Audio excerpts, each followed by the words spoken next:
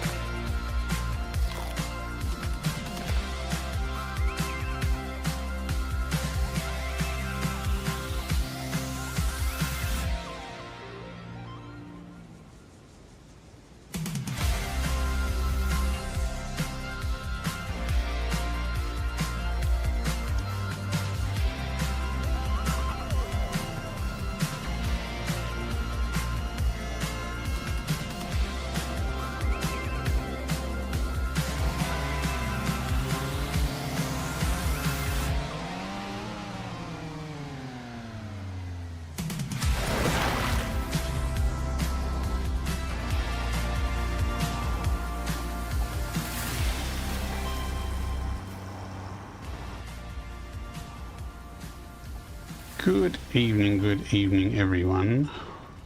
How are we all? Merry Christmas to everyone. I hope you had a great Christmas. Good evening, everyone. And I am having echo. Where am I getting the echo from? I hope you had a great Christmas. And I am having echo. Where am I getting the echo from? I hope you had a great Christmas. And is anyone else getting that air echo anonymous? Hang on, what? And is anyone else getting that air echo anonymous? Where am... Is anyone else hearing echo on the stream? Or is it just in my headset that I'm getting it? Where am... Is anyone else hearing echo on the stream? Or is it just in my headset that I'm getting it? Where am... Is anyone else hearing... So there's echo, echo, echo? Okay, it must be on this window here. Just a second. So there's echo, echo, echo? Okay, it must be on this window here. Just... Yeah, okay, found it. Yeah, it was my monitor window. YouTube had sound not muted. Okay, that should hopefully fix the echo. Hello. Wow, okay. Merry Christmas, everyone. Russ, thank you so much for the resub. And Azurin, thank you again for the Prime sub. And Dippy got an anonymous sub. Was that correct? Did I see that? Like 3 times. Yes, I think the echo was in a loop because my streaming PC was doing the echo, which was in a feedback loop. Ghosts. Okay, well, that was a bit of a rough echoey intro as I'm juggling things. Imagine being a competent streamer. Couldn't be me. Aha. Yes, there are so many buttons to press to start streaming in VR. It is a little bit crazy, but I think we made it. It's also been a little bit crazy the last week. What with, you know, Christmas celebrations and everything. I hope everyone stayed cool or stayed warm, depending on what climate you were in. It was 42 degrees on Christmas Day for us. which was a bit of a scorcher. That is Celsius. Now I need to close that. Close that. And let's get started. Okay, this is going to be a bit of a different stream, maybe a little, because we're going to start by doing a bunch of unlocks because we just reached the next tier. And I don't have focus. So how was everyone's Christmas? Or did you celebrate other ways? Load game. Right, here we go. Only 18 degrees. And here we are. Yes, we are in. Okay, by the way, Dippy, I don't know if you've been paying attention to Discord, but I have some mod changes. So I've been working on an update. There is an alpha build out. And mild acts of gluttony. Indeed, we ate a lot of food yesterday. It was a little bit crazy. So yes, I have Alpha 1 of a new mod update coming out, and we have probably, if it survives testing tonight, I might release an Alpha 2 tomorrow, or probably not directly after this stream, but I've got a few more fixes and changes in the works, so I will be releasing those soon. Maybe I should run through a bit of an update of what is changing in the upcoming mod change. So, well, first change is we now have photo mode support. So photo mode is a mode that the flat version had, but because it's different controls and different interface, you can either pick it up from here or you can select it from here. So this will give you the normal photo mode. Now it's a bit, this looks shaky in the headset, but it probably looks nice and stable, stable-ish on the stream. Because this is the sort of the camera reticle that's built into the game. So I can look around and I can just show, oh, that's a nice tree, and I can just click and it'll take a photo of it. But more than that, we can also decouple the camera and we can move around like this. And we can access the menu, so we can put the Pioneer in odd poses. Like that. So look into the camera, Pioneer. And then we can sort of rotate around like this. Then we go, ta-da, and we go take photo. There's another one. It also supports the effect filters, which are pretty trippy in VR. So we can go into outline mode and we can actually fly around. Let's hide the UI. That's B. So you can actually fly around in the game and look at everything in outline mode, or we have VHS. That does not look good in VR. It's very flat. For now, comic mode is quite interesting. It's kind of a cell shaded look. The Pioneer looks a bit odd in comic mode. Poster mode is good for surreal landscapes, so not so good for flying around in VR, but pretty interesting. We had a great system workout. Little sis does the veggies, mum and dad handle the meat drinks, and it's my job to do dessert. Tiny bit of drama when the trifle bowl wouldn't fit between the non-removable shelves in the fridge. My one Boxing Day sales splurge will be a new one. A new fridge or a new trifle bowl? There's Kuahara, sort of like a water painting finish. And so all of these you can take screenshots in. Pixel posterize. Noir is very cool. Noir is possibly my favorite because it's kind of like outline, but you get a bit more detail in everything. And then you can just go take photo. Don't like that. So that is photo mode, which is all cool. New trifle bowl, the fridge is new, right? The other change is a change to rotating buildings. So let me just jump up here. Actually, I will do it on the Blueprint Maker. So let me just zoop some floor across. So normally there's a couple of ways you can rotate buildings. One of them is to press down on the right stick, and then you get this radial thing coming up like this, and then you can turn it around like this, which is fiddly but okay. Another way of doing it is to hold the Y button here, and you can do a rotation like this. This is pretty good for bigger angles, but when you do go into snap mode, it's very easy to slip when you're releasing. What's that? Hibikurugo just spent 2 hours trying to get your old VR PC to talk to your new Quest 2. Involved upgrading Oculus Host software to Horizon software. Uh-oh. Commented in the Horizon software informing that the graphics card isn't grunchy enough over Wi-Fi. Don't always believe the Horizon software, but this does require a grunty PC, so if it's an older PC, it will probably not be great for this. So the new way of rotating it is that snap mode, which you use for fine-grained controls. If you watch this indicator here with the R there, so that's snap mode off, which is just stick down. If I hold snap down on, you can now press left and right. So if you just press left and right on the stick, you do granular, single turns, rock solid, no slippage at all. You can get the exact degree you want. So this is good for buildings. So let me just go in, say, because even if something doesn't have an alternate snap mode, you can hold snap and just click to rotate. So let's just nudge that into place. So normally you use snap to like snap one constructor next to another. So if I do that, oops, like that, now I can just press left and right to rotate it very easily.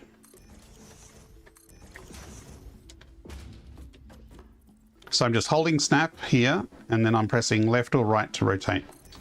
So similar with splitters and mergers. So if I'm on a, this is a splitter, I actually want a merger. So normally I'd rotate this by going like this, and that's not too bad because it's 45 degrees, actually it's 90 degrees per segment. But the other way you can do it is just hold snap and then press left and right to rotate it. Very easy. So it's a bit hidden, and this is one of the things I fear is no one is going to find this setting because it is super subtle down here that when you hold down snap, then it shows the indicator. So it's kind of a hidden feature, but it is really useful, but it's also hard to describe. So those are the main mod features. There's also a couple of bug fixes as well. And what else was there? There was something else I changed. But those are the two big notable features. So it's not a big patch, but work in progress. Now, I'll show you what we did last session, which was a week ago. Despite being on holidays, I have not had time to do any extra streams yet because of Christmas preparation has been crazy.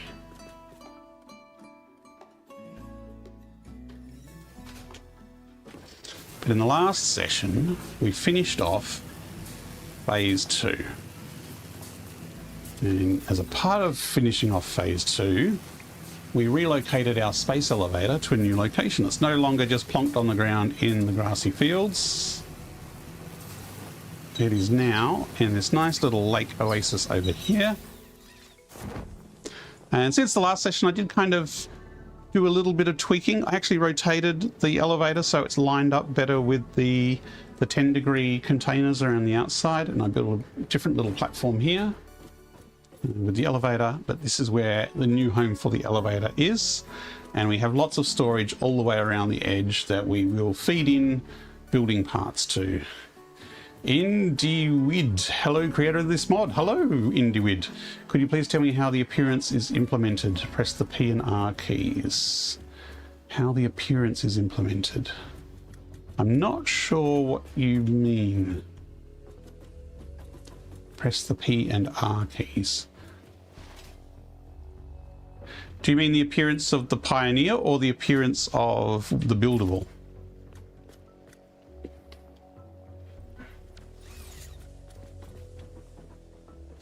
So yes, last time we finished loading in the parts for the last phase. So now we're back and we're going to do lots of unlocks because we have all sorts of cool tech to unlock. And thanks to doggos and salvaging from crash sites, we should be able to unlock most of the next phase 3 stuff right now, I think. Hello, Nuclear Hog, my nemesis.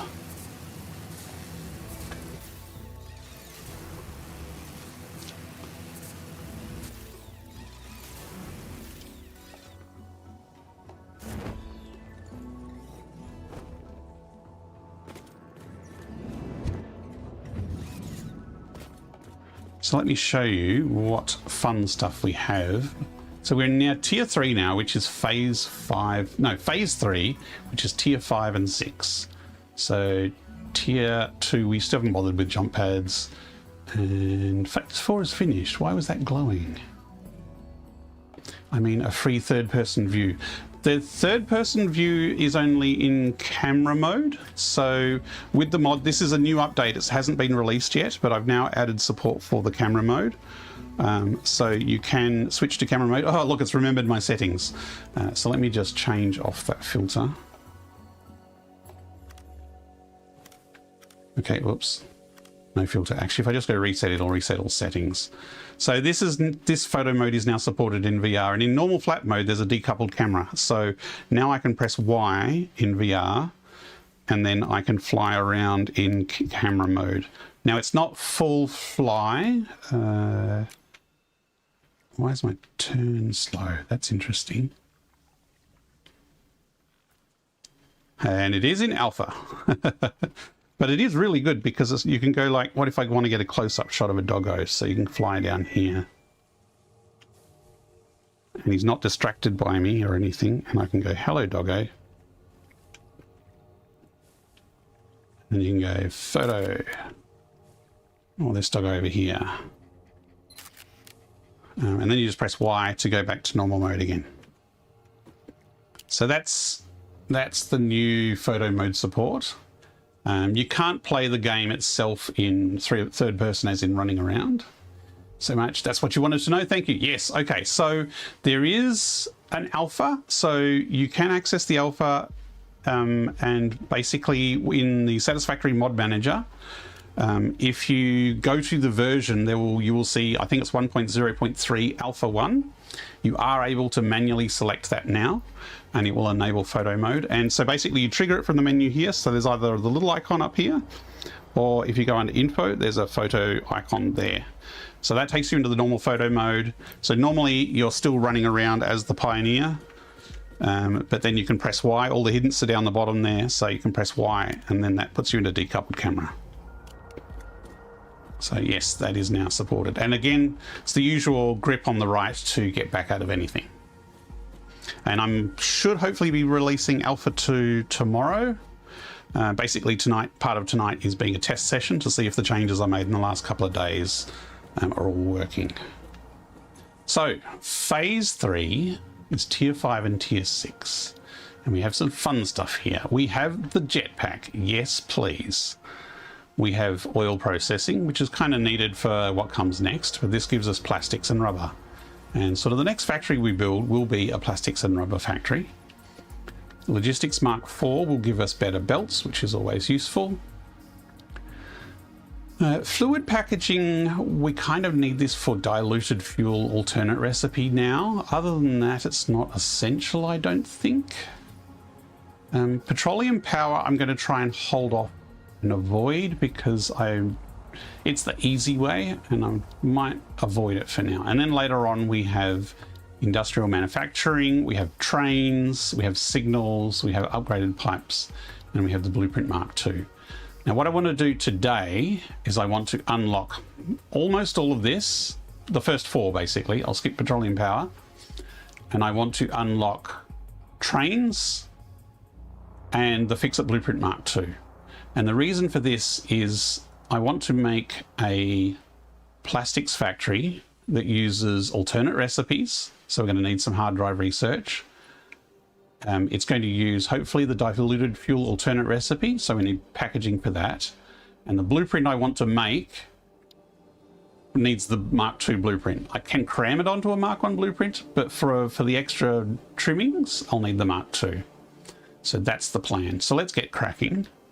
Jetpack, we need 50 motors, 1,000 cable, and 1,000 sheets. And I don't have any motors on me, so this is fine. I came a little bit prepared. Motors we can just take out of here, but the cable and sheets I actually preloaded here because my inventory was full. So, motors, cable, sheets, done. Hey, we can now make a backpack. Milestone reached. Fix-It has granted you the power of flight, provided you have a jetpack and the appropriate fuels. We need to make fuel. You can use solid biofuel, but it's really crappy. Fuel types will affect the jetpack's functionality. With this increased versatility, you will no doubt achieve efficiency levels previously unheard of. Now, at this early stage of the game, the best fuel for general use is actually liquid biofuel, which is also fluid packaging we will need, so we will do that. Okay, so we've got the jetpack. Next we'll do oil processing. Oh, we haven't made the jetpack, we've just unlocked it. Okay, so oil processing. Why is that not? Is that bugged out? Ah, pod will return. Okay, we've got a few minutes to wait for the pod, so let's go make a jetpack. I mean, the parachute has done us very good in the first 100 hours of play.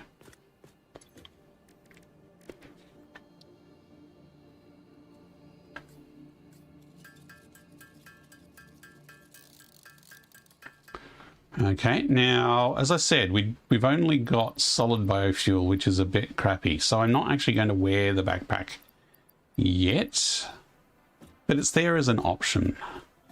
Now, one other thing I've done since the last session is I took all the bits of animals and I processed them into DNA capsules, and so I have a lot of DNA capsules. I thought I'd do this on stream because it might be fun. Okay, these are the 18 coupons we've had built from other stuff. Don't forget you need fuel for the backpack. Yes, exactly. You can use the solid biofuel. So backpack will run off this stuff, but it's terrible. And at the moment, I think I'd rather have a parachute than a backpack with solid biofuel. But if I ever need to get off a cliff, I can always switch to it.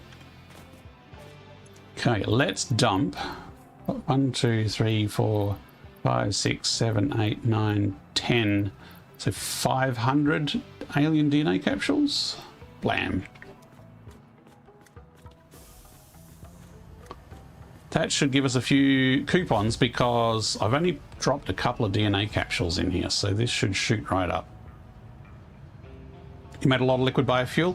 Yes. So later this session, I might make a liquid biofuel recycling plant. Yeah, I don't need it. You don't need more than one container, Tippy. One container of liquid biofuel is plenty.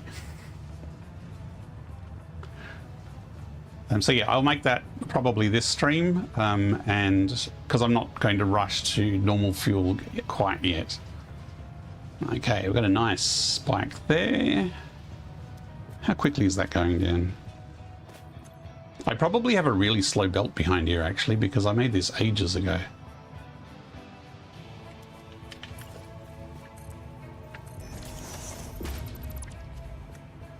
What do I have back here? Oh, it's Mark III. Okay, that's not too bad. And we haven't quite unlocked Mark IV yet.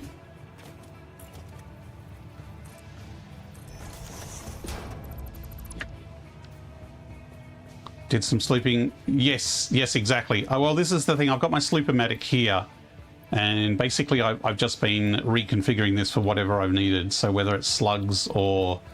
so yes, biofuel will be next, but I'm thinking I might make a recycling plant automated that will take smart splitters and just recycle everything directly.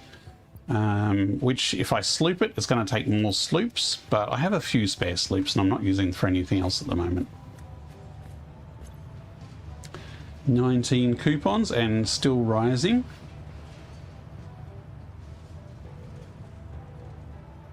Oh, we should test the jetpack, shouldn't we?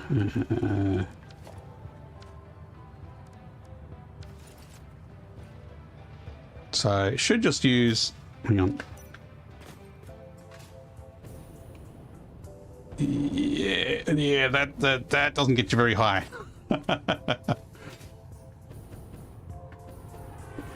It's good in an emergency, I guess. Here comes our delivery pod, so let's go unlock the next thing.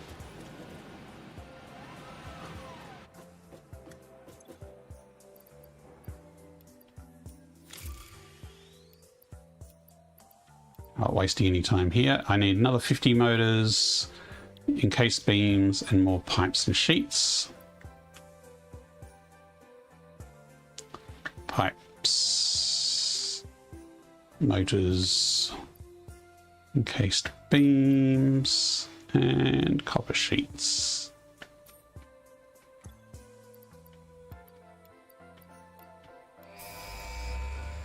So this is oil processing, which will allow us to get plastics and rubber and make refineries. Crude oil can now be extracted and refined to produce various industrially beneficial parts.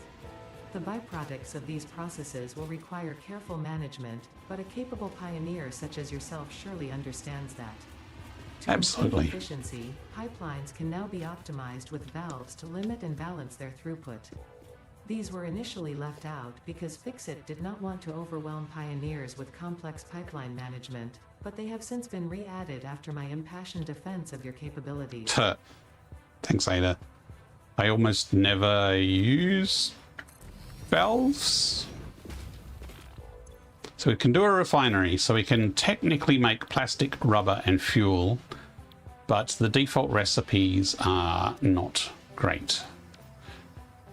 So we will get cracking on some research. Let me just check how this is going. Is it still going up? It has finished. 20 coupons. That's actually less than I was expecting. From 500 DNA capsules? I was expecting a little more than that. Not that I need coupons. I'm fine for coupons and I've unlocked most things. So, now that we've unlocked the tier with plastic and rubber, we can start unlocking hard drives to get alternate recipes for plastic and rubber. So we've already got some things here blocking us from getting crappy lower level stuff. These only had limited rescans left, so I'm going to rescan these now.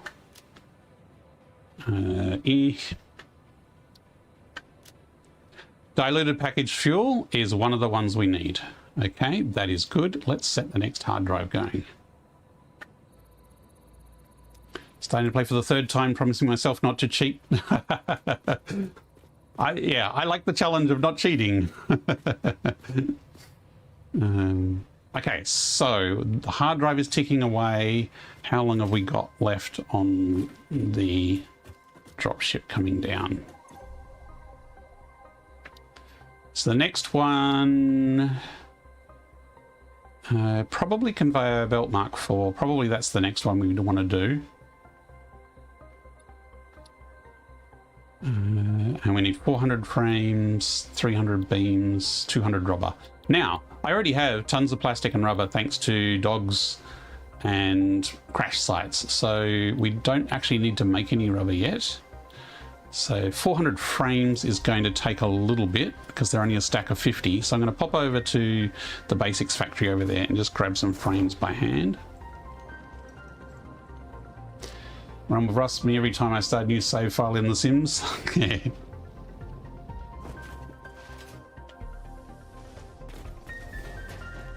I probably should have looked what else I needed for upcoming milestones and I didn't. Frames are made here, good. Did I actually select the milestone? Yes, I did. I need 400. 50, 100, 150. Okay, I need more.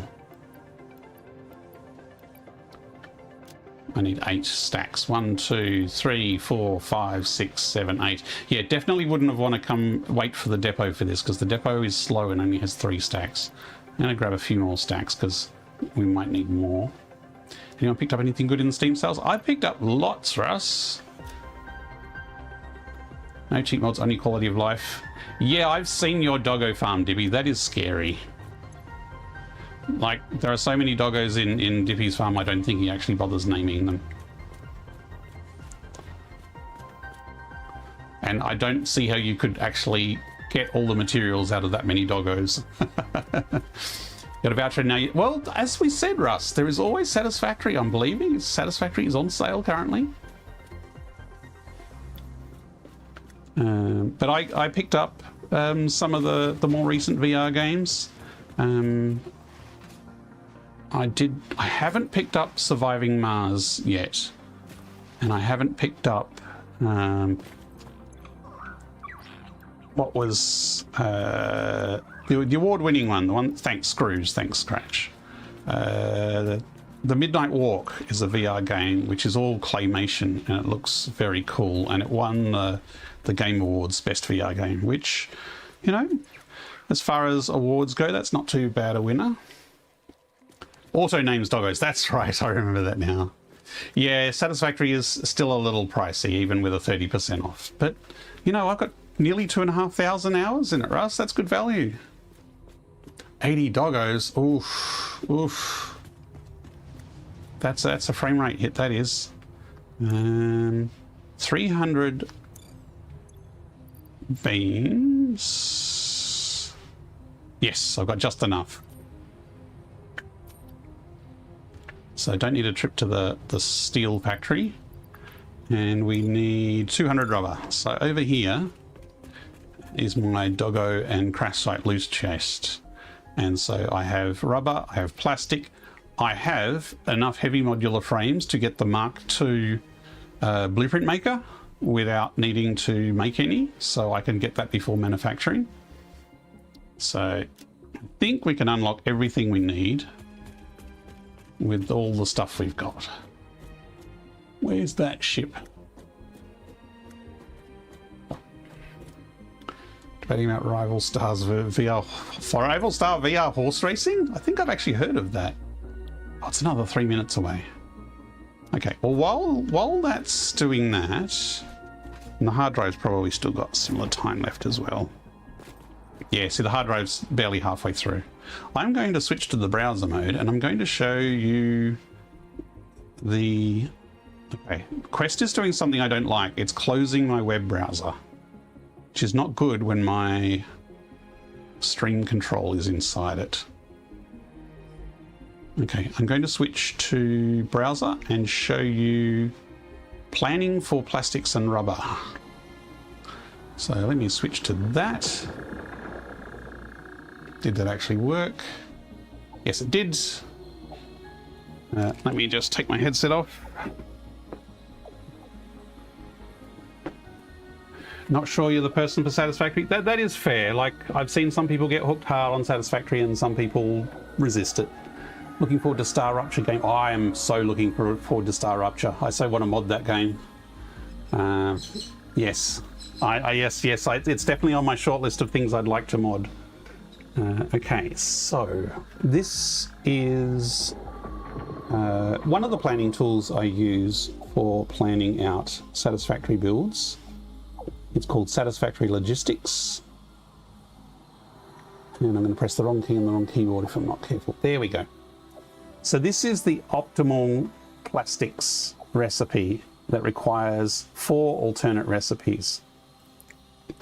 So this is making 90 plastic a minute, and it's using 90 water and 33 crude oil. So it's, if you think of it as like nearly triple the plastic per crude oil as a general ratio. I'll now reset it back to the basic recipes. Let's take out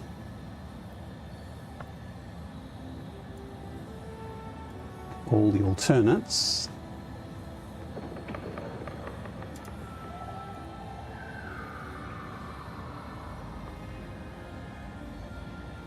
So this is the default recipes for making plastics.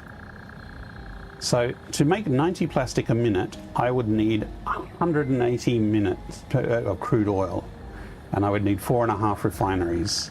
And there'd be a whole bunch of byproducts, which the byproducts can be useful. You can send this off to do other things. But this is basically a ratio of 2 to 1. So if we change the fuel recipe, I was not even using the diluted fuel recipe. That's because I need to go recipes.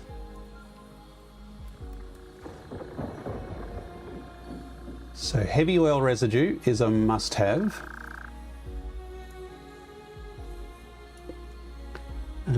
So that's 168 to 90, so it's a little bit more efficient. but our byproducts are a little bit cleaner as well. But then the big killer one is if we go recycled plastic. Now we've got 100. Whoops, where'd my window go? Ah! Don't drag that apparently.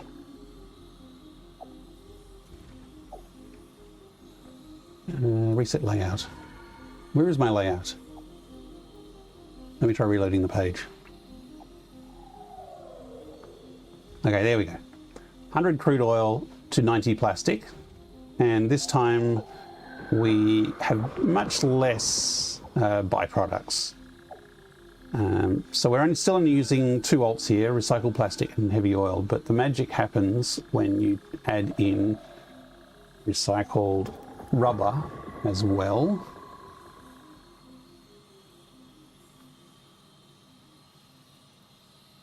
And this is still not, oh no, that is the final recipe, just the layout's a bit weird, so. So this is kind of how it is now. And this is 33 oil to 90 plastic, which is so much more efficient than everything else. Now, this is a loop of rubber and plastic because recycled rubber takes 30 plastic in and outputs 60 rubber. And the recycled plastic takes in 30 rubber and outputs 60 plastic. So by having 1 refinery of rubber and 2 refineries of plastics, with this feedback loop here, you get an excess of 90 plastic out. All it does is bring in fuel, and the diluted fuel recipe makes this efficient. Without that diluted fuel recipe, diluted packaged fuel, no. It would be 80 crude oil to 90 plastic. So it's still better than the other ones, but the diluted fuel recipe is really efficient as well. Where is it?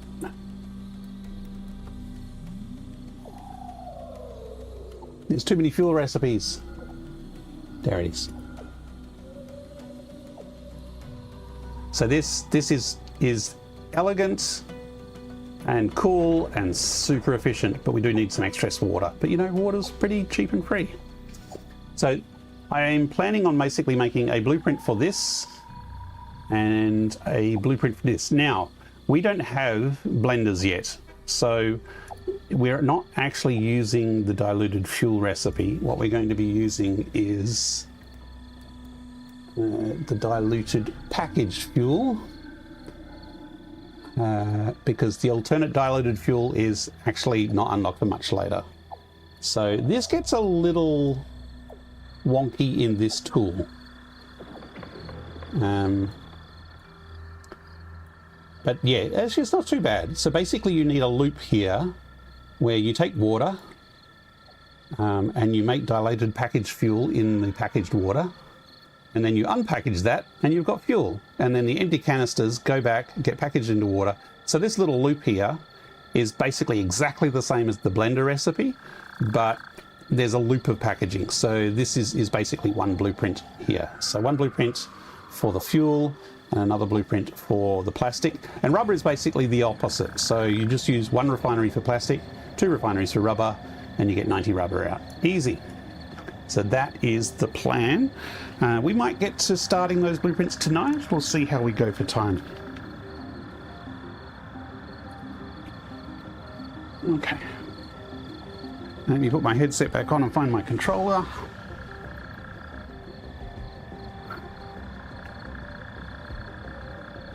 It'll probably want me to restart the browser again. Oh no, it's remembered. Hooray.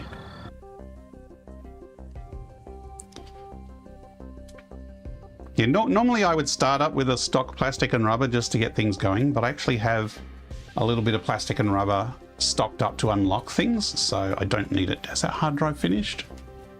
Yes, and the winner is...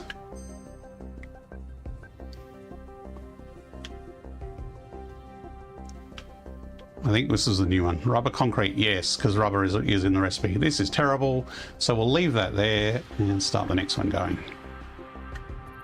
So we're looking for those 4 recipes. Recycled plastic, recycled rubber, diluted fuel, which we already had pop up, and what's the purple one? Indowid just followed you. Thanks for the follow, Indowid. Indowid, thank you very much for the follow.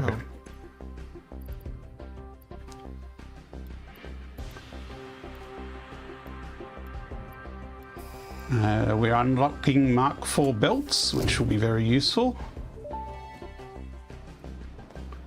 They're pretty inefficient cost-wise, but at least they're faster than the Mark IIIs, so they'll be good where speed is important. And lifts, the truck, but even more importantly, your effort.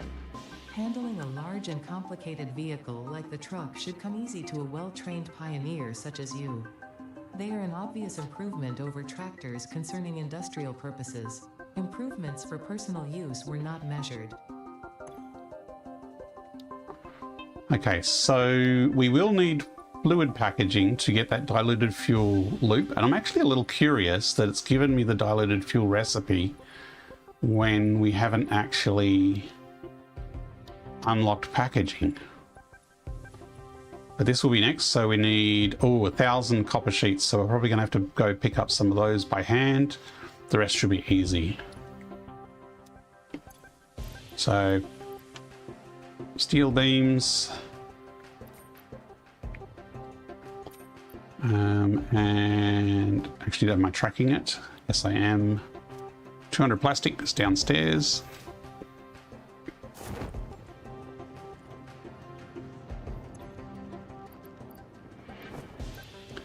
And 1,000 copper sheets. So again, copper sheets are made in this factory over here.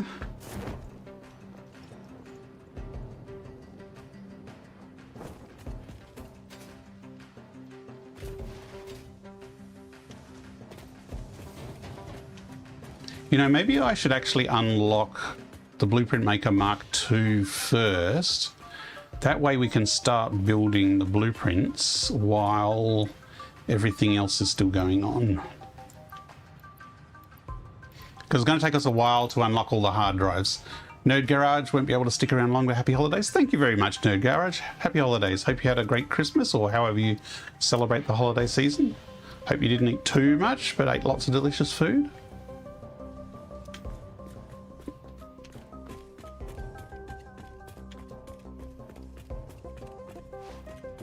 Because yeah, it's 10 minutes per hard drive, and I think it was about 5 minutes for each tier unlock. So we've got a bit of waiting around between each phase.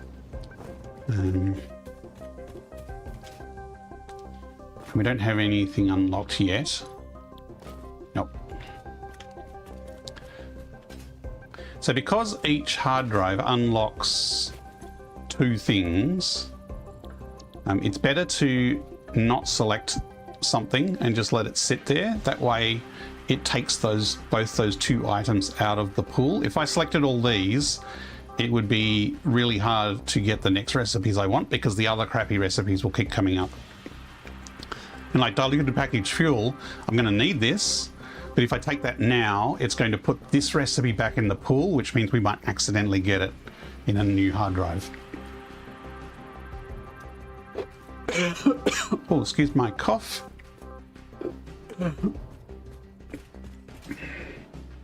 Now, trucks. In VR, tractors are great. They are immersive. You get to sit here in third person and drive around. They are really cool. That's a tractor. Now, the trucks, on the other hand, I need some rubber. And they're not as good in VR.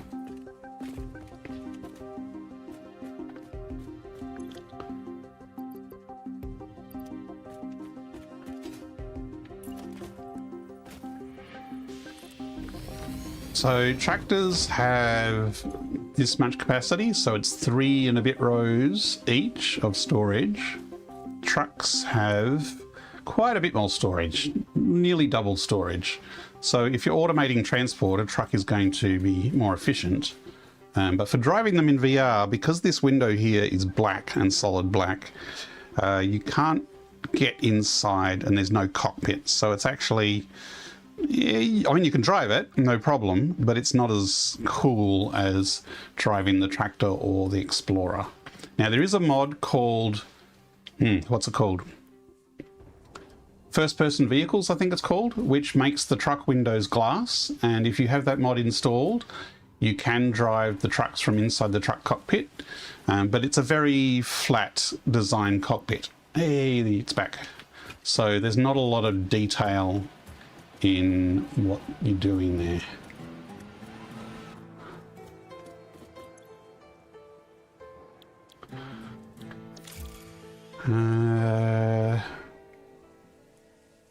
No, I will unlock this next. Because I might make a start on my recycling factory next to make liquid biofuel, because having liquid biofuel is going to be really useful for the jetpack. And it's not an obvious thing. It doesn't tell you to make it.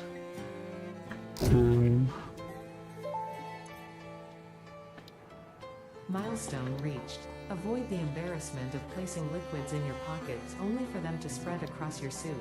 Package and unpackage them with the packager. Packaging fluids allows them to be transported in your inventory, on conveyor belts, and by vehicles. For increased, non-pocket related fluid storage, you can now use the industrial fluid buffer. I'm pretty sure I have 100 computers, but I didn't check that. I definitely have enough frames because it's 100 to unlock and then there's 10 more to build it. I will check the computers, but if we don't have enough, we'll do the trains next. But let's aim for that next.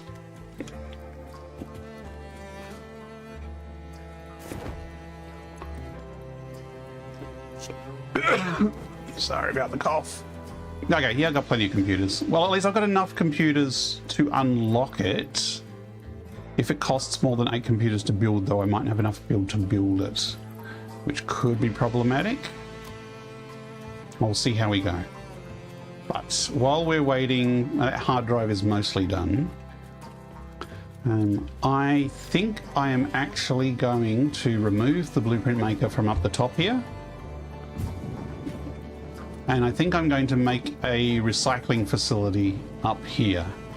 So the recycling facility will be where we can dump in bio parts of animals and plants, slugs, and then at the other end it will spit out useful things. So this blueprint station has served us well, but I think having a mini factory up here... Now, I can make a recycling factory in a 4x4 grid, so I could make a blueprint of it first, but I think I might just make it free range. Although if I do it in the blueprint maker, it will certainly be easier to do stuff from above. Maybe I'll make some basic components.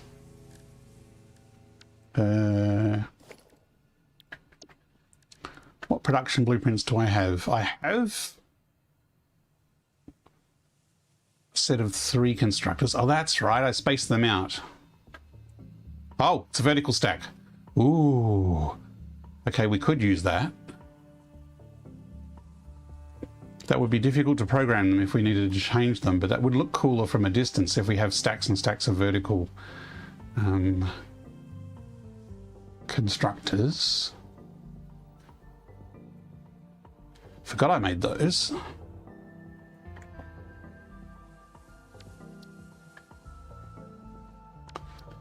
Okay, so they're stackable. Because basically it's a constructor for each slug type, and then a constructor for each bio type, and then another constructor to turn the bio into DNA.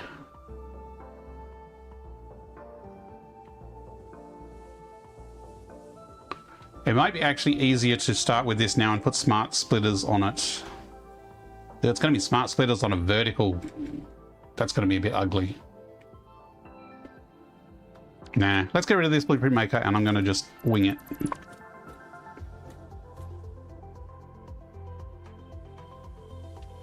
Actually, why don't I leave the scaffolding there?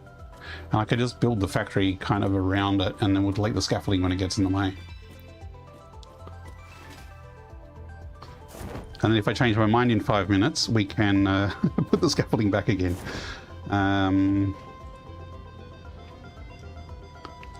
Oh, hard drive's done. So I was thinking of having the actual hand-ins for the recycling down the bottom, and then it would feed up, and then the output would come down. I might need to blow up that tree.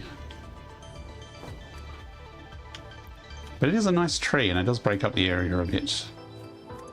Okay, and the hard drive is... recycled rubber! Yes! Okay, that's 2 down. We've got diluted packaged fuel and recycled rubber. Hopefully we will get them in the hard drives I've got, otherwise I will have to go hunting. I think I'm going to have to take this hypertube system out here.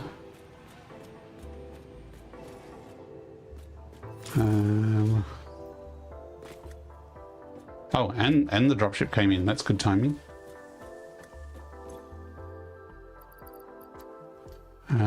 Mark II blueprints. I might actually do trains next. No, I said I'm going to do this. Let's do this. Oh, it's got a 400 rubber. Ooh, I might not have enough rubber for this.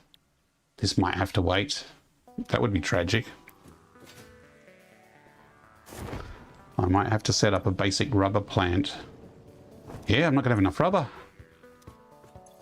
Okay, so Blueprint Mark II might have to wait for next session.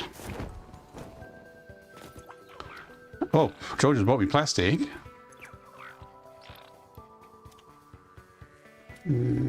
Sounds like you're planning something similar to what I do. Drop bio slugs and remains in one place, auto sort and process. Yep, that's the way to do it. And I've done it in other saves. And normally I'll do it all in one blueprint, but I usually only need one of them, so it doesn't really need to be done in a reprintable blueprint. Snowy cooling systems, nice.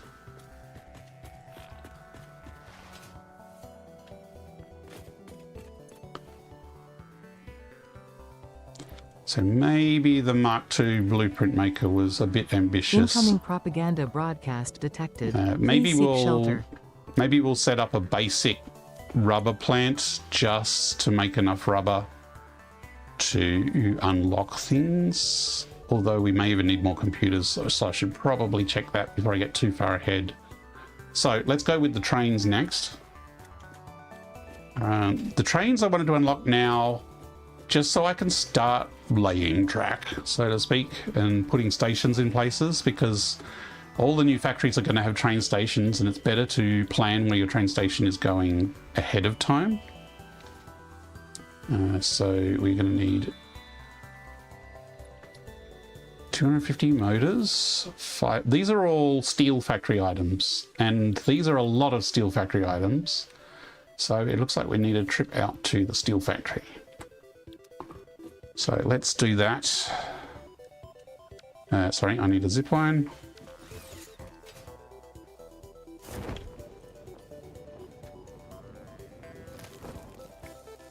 The problem with the auto sorter is I definitely want to summer sloop slugs, and it's preferable to summer sloop the bio stuff, although I really don't need more tickets, so maybe I don't bother summer slooping the animal parts.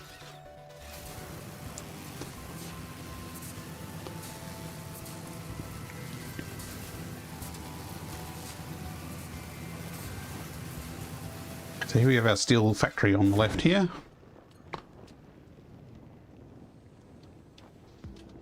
Still haven't put the screen there that I was planning to do.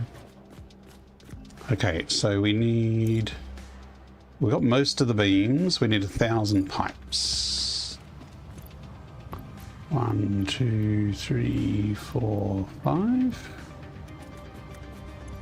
I'm going to take 1,000 beams because I use beams a lot in construction, so it's always good to have spares on you. And we need 500 beams here. Actually, and now that we've unlocked Mark IV, I can just have them come out of the depot, but we will be using those to make Mark IV belts. And hang on, how many motors was it? 250. Wow, it wants 5 stacks of lots of things. I'm full.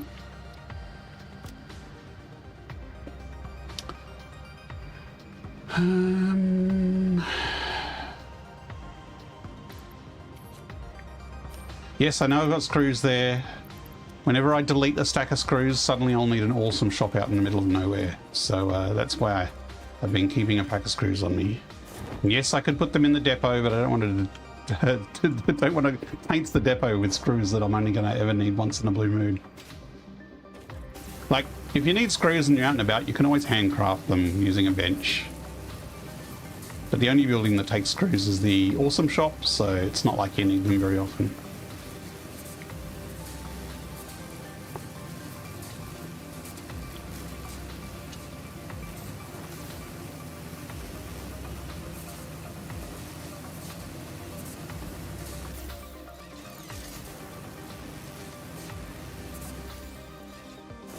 What are they all hanging around over there for? Oh.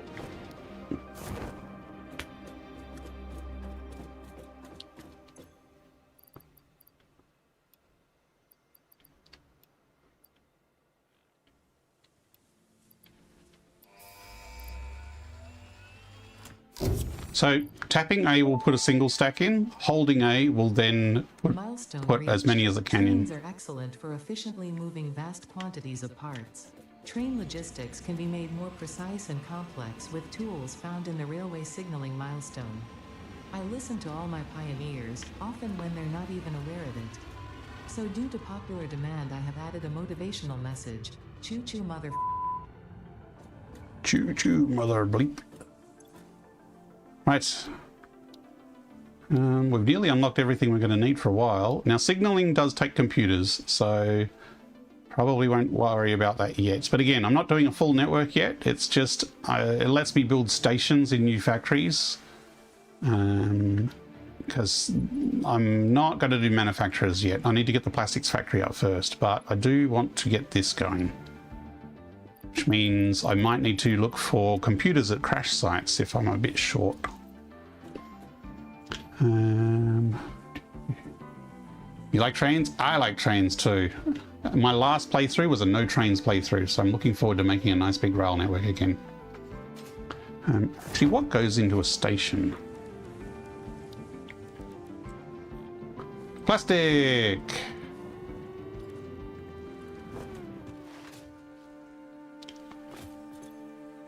I really need to make a plastic and rubber factory soon. I just want to know how well a station will fit under here.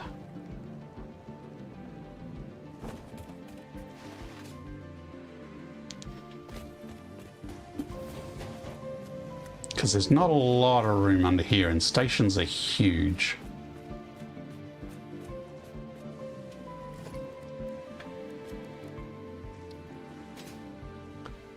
Yeah, that is huge. But I could fit a single carriage one in here and maybe a double carriage one. It's time to do those stretches and hydrate. I forgot about the ad break. We got a Twitch ad break. I'm going to take a short break while the ads are running. And I'm going to go get a drink. And we'll be back in a couple of minutes.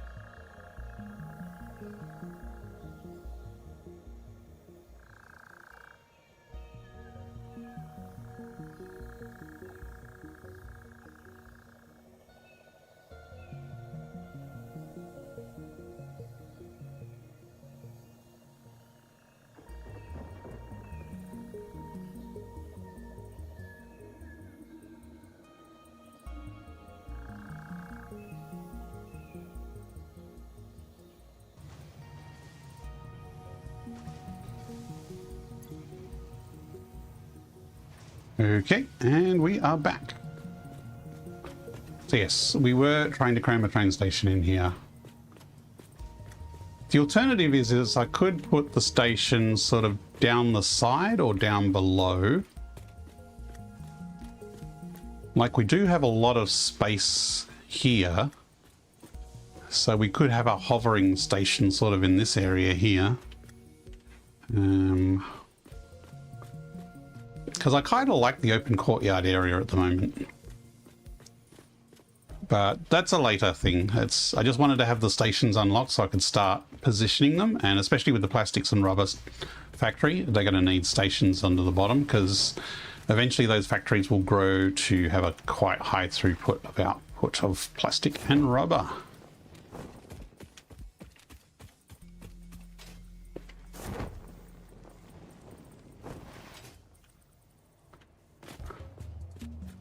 And hard drive's done. Fused quick wire and steel canister. That's not very useful. Okay. I kind of need to take... Actually, I'll use the photo mode.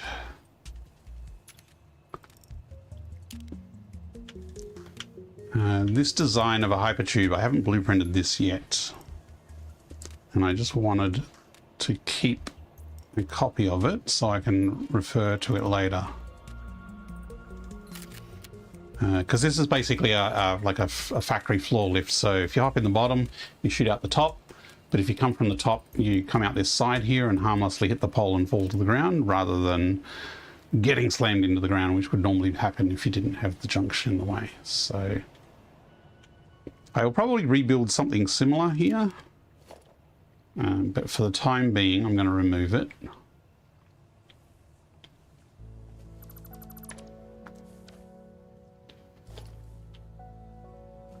That's not a load-bearing power cable, no.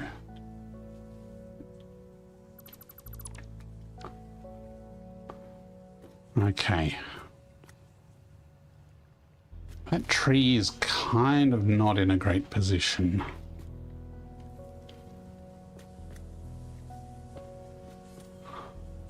Unless we use clipping.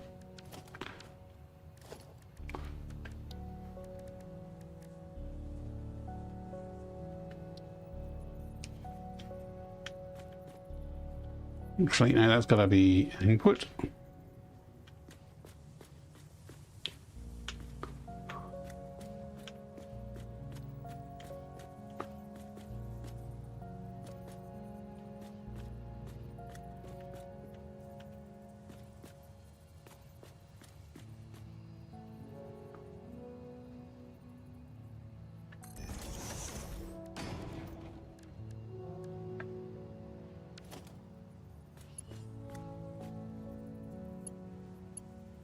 Okay, so I can clip to the back of that. Okay, that's possible.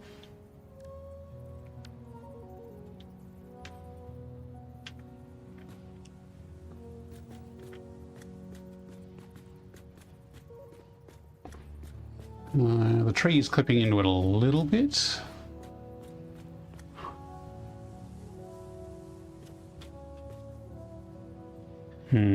That tree may have to go. Alternatively, I could move stuff out here. I could move that somewhere else. And I could put them behind there.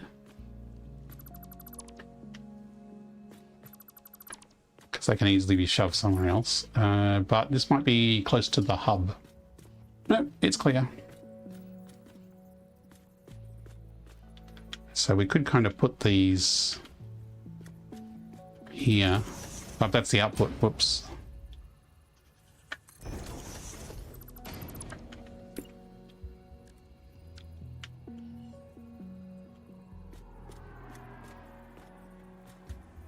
Yes, this is clipping, but it's going to be concealed clipping, so it is plausible deniability that it is actually a passage within the rock. And I challenge anyone to deny otherwise. That's going to be a little close, but that's fine.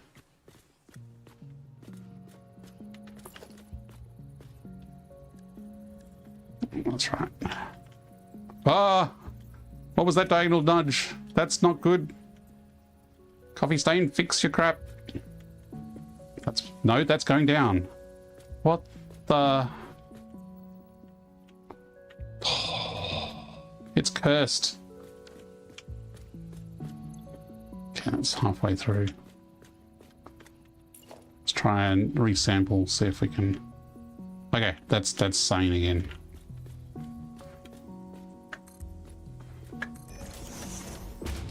Yeah. So now if we just put a normal wall, let's change... I can change the style of it later. Yeah, it's... I don't know what like, some people say you're standing on a diagonal piece or you've something like that, but everything here is right angles. Nothing is at an angle, unless these angled pillars here are somehow affecting it. And I actually had to stop building and resample and rebuild to get it to fix it. So it's a bit weird. You know what, I'm going to put the signs in there now, because the signs can be finicky. Yes, let's copy that.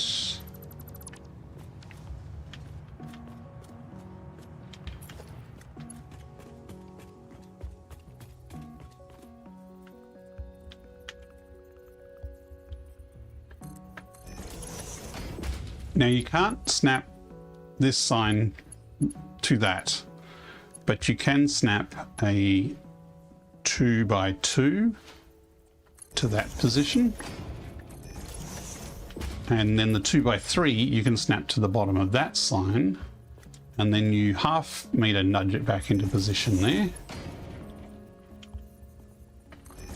and then it both sits. You can still access the storage container behind it, but you can also see the sign. If you full nudge it back, it'll be invisible. I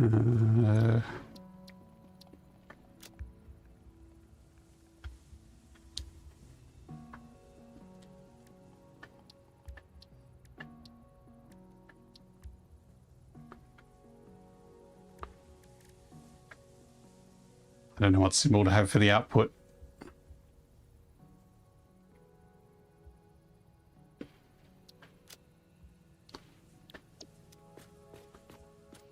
Okay, so... Ah! I deleted the wall over there.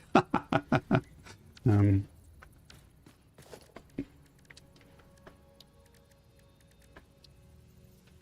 let's put this one back over here. Because this recycle is actually rubbish, so I should probably change that to be a rubbish bin. Although it does recycle it into points, I guess. But this is more accurately recycled because it... Nope, it's doing diagonal again.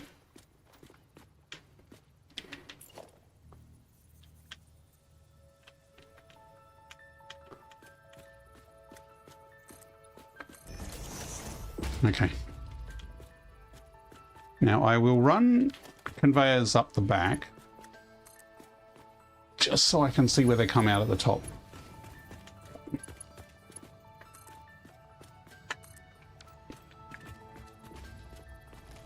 Hard drive's got a couple of minutes left.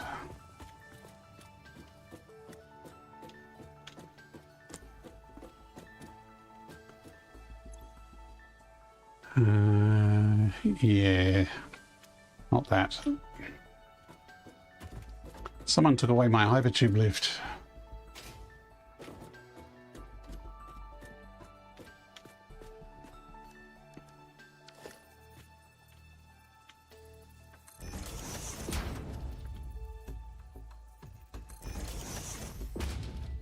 So theoretically, if we're grid snapped, those should actually snap from below and snap onto the holes.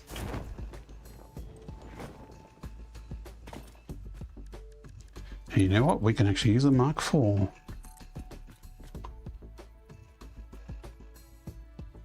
Oh, come on, let me snap. Should be grid aligned.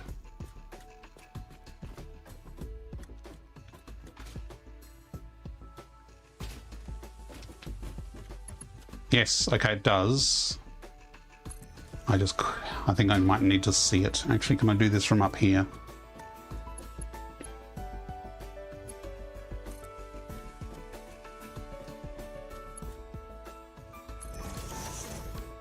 Yes, okay, so the output will come here. Sorry, the input into the recycling and the output will come to there. So, now the recycling plant.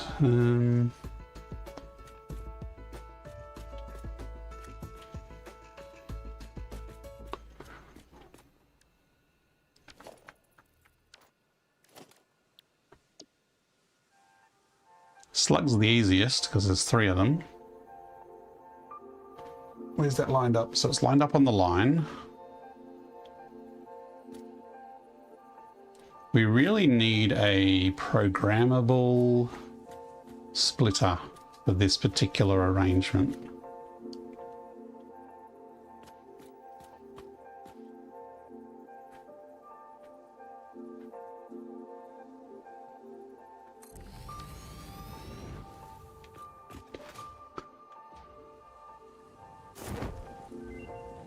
Oh, that was good timing.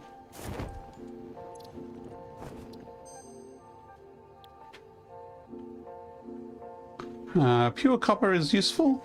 Steel screws is useful. Wow, I don't have that one yet.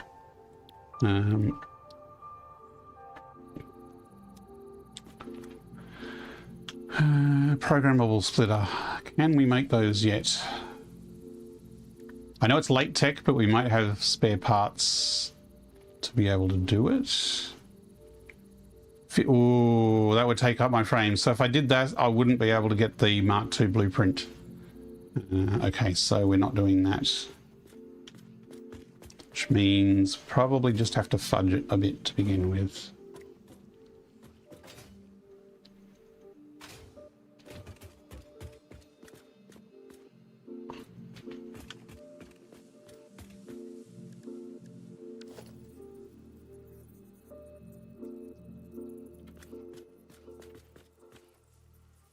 I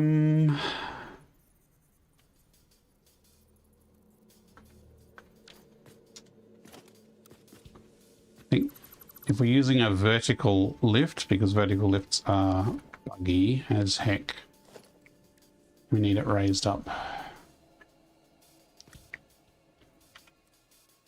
So that was using the new rotate method. So you just hold down snap, and then you press left and right on the stick to do a single rotate around. Much easier than the old method of doing it. Quick question, does the fact that Steam frame has different controls than usual have any bearing on the mod? Will it need to be updated for the frame? I think the Steam frame will probably work with minimal changes. And I suspect that UEVR itself will have some different settings for the Steam frame. Pogs, hello, hello. How and why? Why? Because this is a beautiful world to explore in VR. It is an amazing world to be in. Like Massage 2 ABB is the planet to be in VR. It is amazing. Plus, you can pet doggos. Hey, doggos. Hey, good boy. Whoa. Don't hit the spacebar. Good boy. Good boy. You got anything for me? Frames. I need computers. Can you guys give me computers or rubber?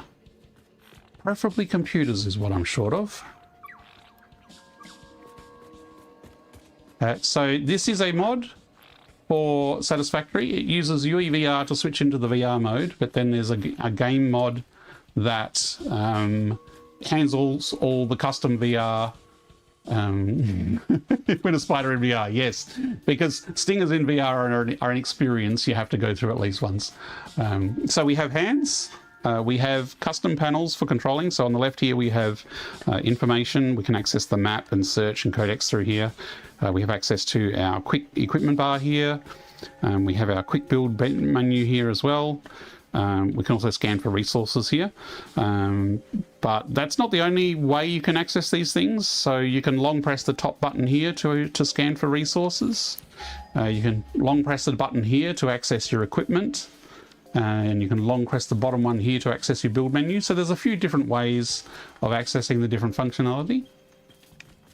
There's also gestures, so we have a built-in heads-up display. So as you notice, there's nothing visible on the screen other than all the little markers that are pinging.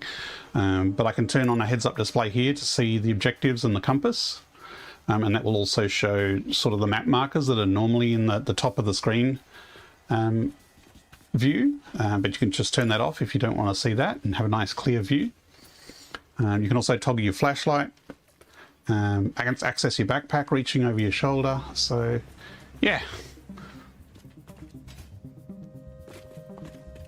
that hard drive was, did I start a new one? I did start a new one. Okay, it is going. But it's even just for the movement system, for some reason, for a factory building game, this game has the best movement systems, like doing the slide jumps, the parachute slide flying, the jetpacks, the hypertubes. The freedom of movement in this game is amazing, and it's amazing in VR. Okay, so troublesome vertical lifts. Let's see if we can get it to actually behave.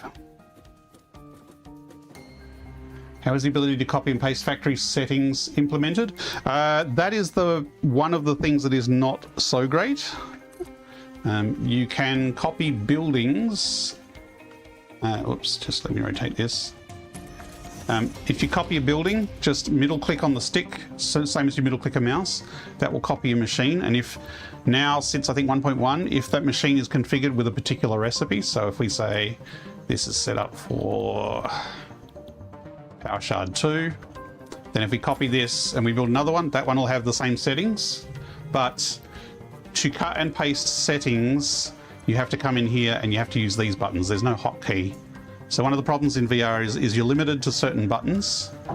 So there's still manual ways of doing it. So this is how you can copy and paste. So if I did like overclock this, I could copy the settings from this. Actually, I need to put a summer sleep in here.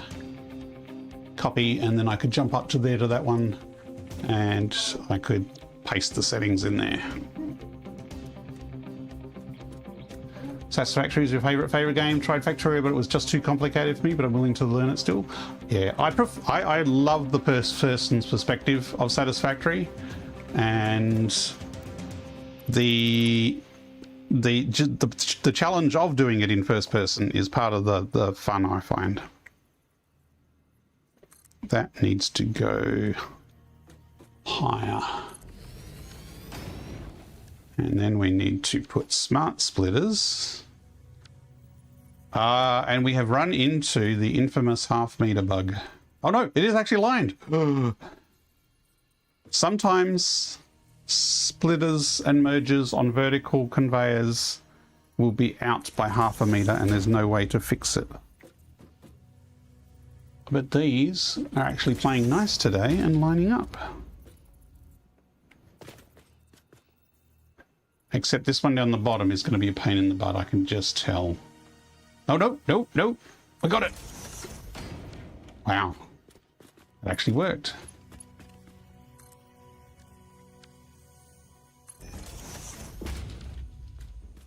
So there is a mod that gives you a tool for copying and pasting settings, and I did try and get that to work with the VR mod, because that would be one way of doing it, is to use a tool and you go, you know, press trigger, press grip, press trigger, or something like that. But the controls working one mod controlling another mod is a bit fiddly. Yeah, there is a lot of cursing in getting vertical splitters to work, that's for sure.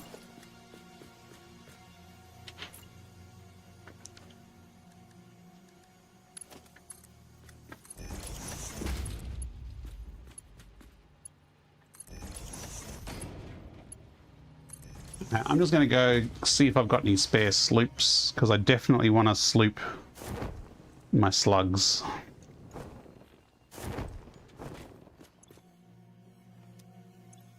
$14, yeah, that should be enough. Split. I suppose I could do bios now.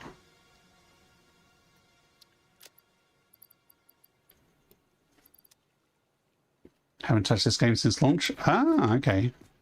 I've been playing since update 5 before launch, but the 1.1 release added a bunch of cosmetics and some other quality of life stuff.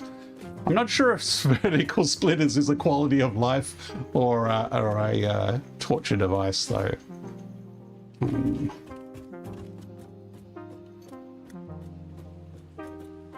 So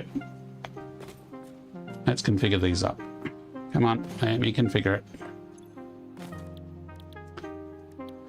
So this will be power shards blue, and we will sloop it, which means that when we have a power slug come through, it will make double the amount, but only after the first one. So maybe first we want to flush this system out by putting something rubbish through here. So let's do biomass leaves. So we'll put some leaves here so that the sloop actually activates, then we'll change it to thing afterward. Does this work? Yes, the mod does work in multiplayer. You don't see the hands in VR in multiplayer. You just see the standard avatars running around.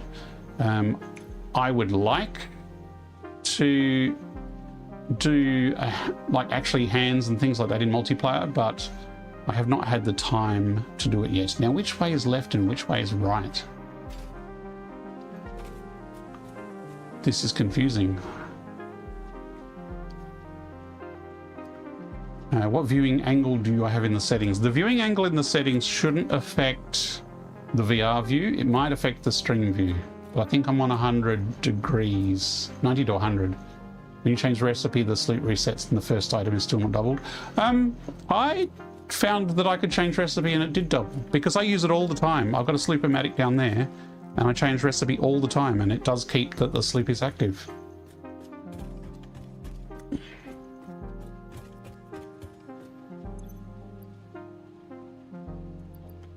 We can certainly test that, unless they've broken it again, because they do seem to be adding more bugs all the time. We actually kind of do need a sorting stack for biomass as well, so maybe I just make this the first... No, I'll just stick with it as is at the moment. Let's just do leaves. Let's do leaves in the system first. Frack, Merry Christmas, Merry Fixmas, Frack, how are you going?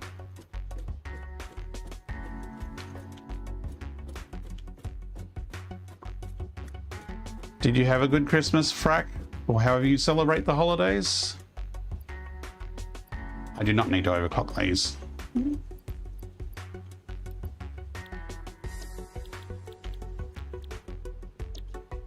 Did I put a sloop in the next one down? Yes, I did. Do not need shards. Bought the Satisfactory in 2021 and now 20, which is update 4. Update 4, wow, that's going back a bit.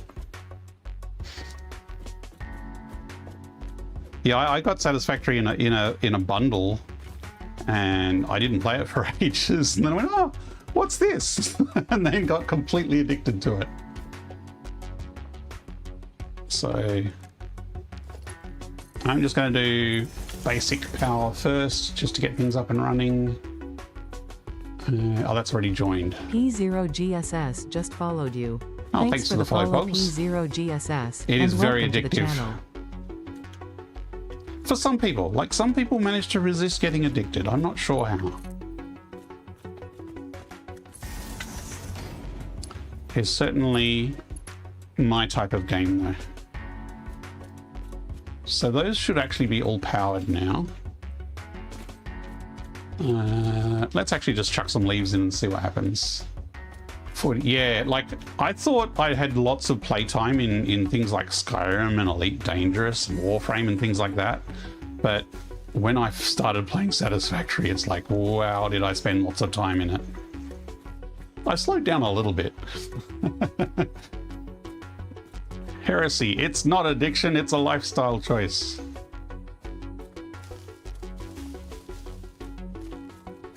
Not really celebrating? No problems, Frack.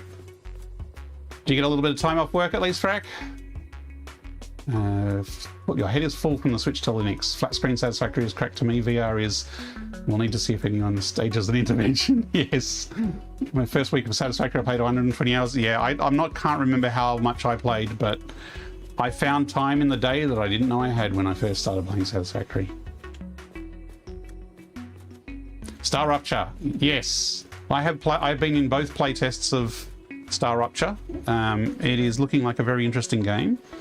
And I am hoping that if I don't mod it, that someone else will mod it for VR, because I think it will be very well suited to VR, similar to how Satisfactory is.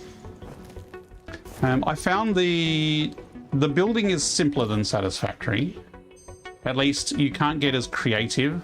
Heavy ore residue. Yes, we have 3 of the 4 recipes we need. So all we need now is... We've got... Where was it? Recycled rubber. We just need recycled plastic now. And then our plastics and rubber factory can start efficient. So yes, Star Rupture is beautiful, and it's an interesting concept. Yeah, another amazing world that would be great to explore in VR.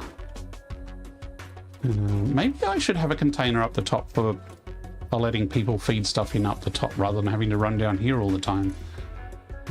Weeds, weeds, weeds.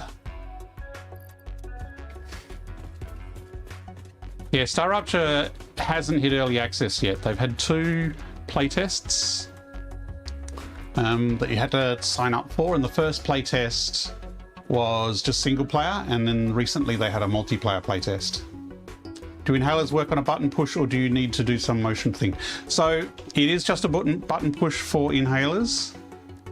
So you can mime holding it to your mouth if you will, but it is just a trigger push. But if you're using an inhaler in real life, you'd still have to do a trigger push. But if you are eating berries or one of the other fruits, then you can eat it using a gesture. Just hold the berry to your mouth and it will eat it.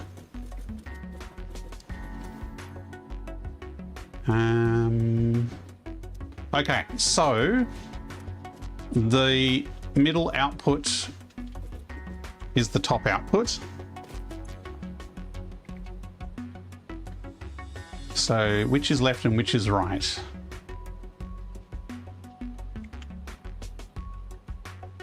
Left, this is not left, okay.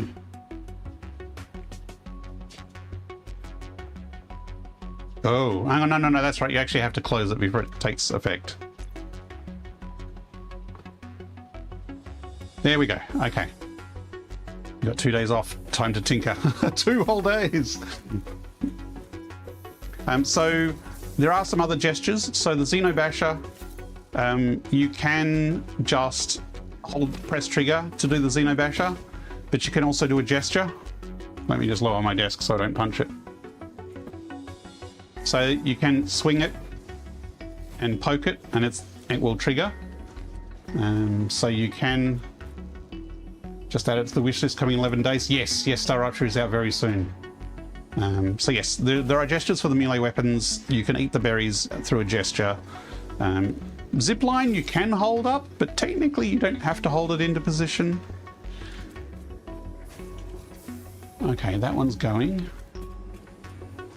Just realized I'm gonna have a lot of bio output from this, so overflow. Not the one. Oh, we ran out of weeds because that one chewed it all. Dope. Didn't think that through, did I?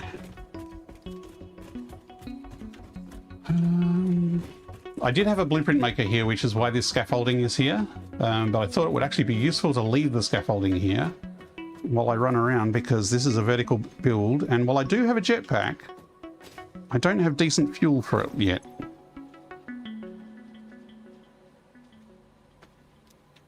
Okay, that's overflowing into that one. So now this is showing the correct ratio. So now if I change this to the slug recipe, it should keep the... Yeah, see? It's not showing the brackets for the summer sloop effect. It is actually showing the summer sloop is already in effect. So it hasn't reset it. Really looking forward to Star Rupture. The playtest was a lot of fun. The Star Rupture was another one. It's like, that looks kind of cool. And then the first playtest, I think I spent about 20 hours in the one weekend. Trollamore, it's really cool work. Last headset I had was the OG Vive. And the tether just shattered my immersion, so I'm going to get a Steam frame. Excited. Cool, Trollamore. Steam frame is looking good. If you've had nothing but a Vive, then the Steam frame is probably going to blow you away. I have a Quest 3, so spec-wise, the Steam frame is similar, although the eye tracking is certainly a big plus for the Steam frame. And certainly getting out of Meta's ecosystem would be a big plus. But I'm not sure if that's enough for me to pony up the money for a Steam frame straight away. Come on, let me pick up the weeds. Here we go. I suspect the Steam frame is going to sell out very quickly, so I'm kind of torn between jumping on as soon as they're available, or holding off for round 2. I'll go play Schedule 1 for the first time in ages because I just added shrooms. Okay, so I might put just a little...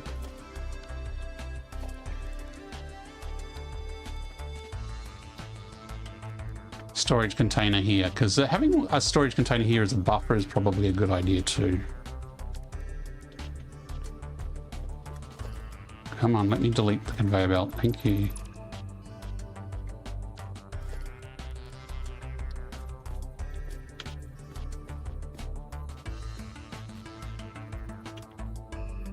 Oh, that stick drift.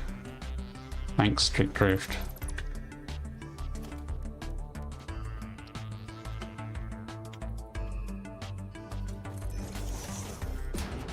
The Steam frame is the new upcoming headset by Valve. It's wireless, so similar to the Quest, but it is actually optimized for PC VR wireless. It comes with a Wi-Fi dongle that is Wi-Fi 6E, and it has eye tracking. Yep, has eye tracking. So the instant benefit for eye tracking is when they stream the encoded signal to the headset, they can focus the best quality on where you're looking. It's called foveated streaming. And so it should give super high quality stream quality. And the eye tracking also opens up later for other things to use foveated rendering, but that needs to be in the software. You think up with the frame next? Cool, Russ. I will probably get one eventually. It might depend on price. Yeah, the Quest 3 is excellent hardware. It's just Meta have no focus on supporting PC particularly well, so you rely on things like virtual desktop. There's a lot more hoops to jump through. So you need to buy virtual desktop, you need to buy a decent quality Wi-Fi router that's dedicated. So it is more of a runaround. Okay. So yep, those brackets have vanished. So that is now slooped. Now if we change the recipe to the slug one. Actually, we should wait until all the weeds are gone, otherwise we're going to get weeds blocking our passage, and that's not a pleasant feeling. Still got a perfectly fine Pico 4, but when it dies, we're ready for retirement. Dippy says, the funniest thing the frame is that it only has a USB 2 connection because there's enough for foveated rendering. Fix my drift with Detox F5 fader cleaner. Okay. Because my brother is borrowing my Quest 2, and he's having real bad drift problems.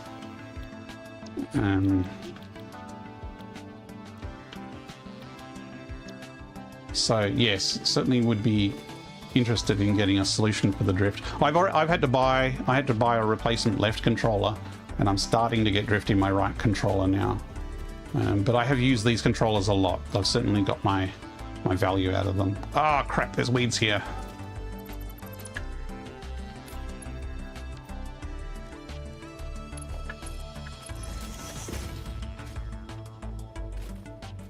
Okay, there's nothing there. So this is now going to take yellow slugs? Is yellow slugs the middle ones?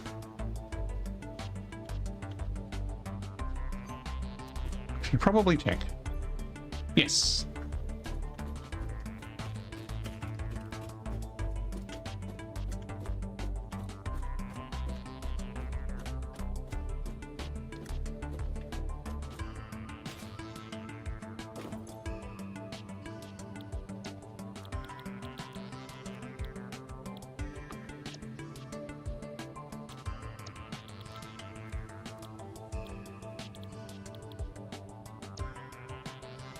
Now I need to change the splitter.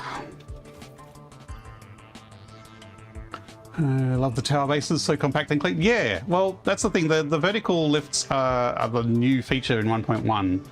And even though they're troublesome, I thought I'd try and make use of them to do something a little different in style. And this is a stackable blueprint, so theoretically I could just go... Actually, I can just copy it. I should be able to go stack blueprint on top. And I could just keep going up and up and up. But given the... This is basically the slug stack, and then I'll make a plant matter stack and an animal parts stack.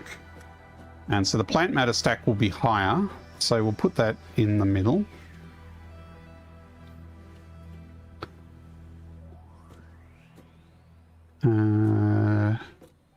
That's lined up on the half, so let's leave a half slab between just for some walkway. So these will be the plants one. Now the problem is the top of this is coming up here, which means I either need to run down this one, or I think later on, once I have programmable splitters, if I put a programmable splitter here, I can say slugs this way, everything else across, programmable splitter, plant stuff, everything else across, like that. So I think that's the plan. Unfortunately, I don't have the materials to unlock programmable splitters. I could, but then I can't unlock the Blueprint Mark II. But I think that actually fits. That's fairly well spaced. I'm not going to bother slooping the plant matter. Leaves, wood, mycelia, and alien protein. I probably will just do 3, actually. Maybe I should make the animals the middle, because that'll be 4. And then, so then it'll be 3, 4, 3.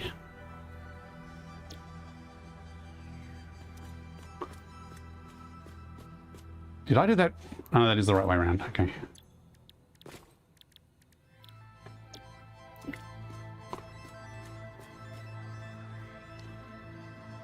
You could do catwalks between them and around them, yes.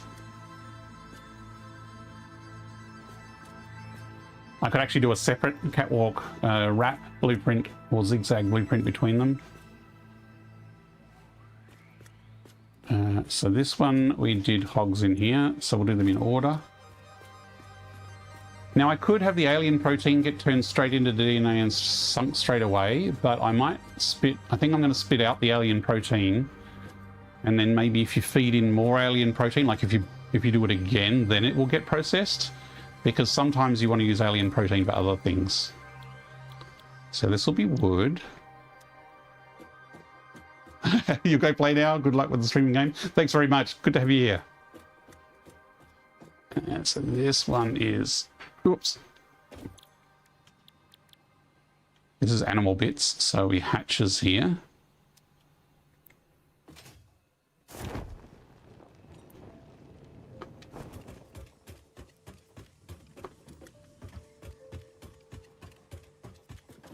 And then... Here is... I'm going to have to do this again to actually program the splitters as well. This was animals, so this is stingers. And over here... mycelia. I'm probably going to... Mycelia is useful for fabric. So... I'm just wondering if I should keep a separate fabric creator. We'll set this up for now. It's fine. And I won't do an alien protein. And basically, I'll be doing a liquid biofuel setup at the back. We will probably do a solid biofuel as well. But we'll do some liquid as well. Now, I need an extra one on here for animal parts. So I did have a blueprint, which was a single, which will hopefully stack on top. It's been a while since I've used them.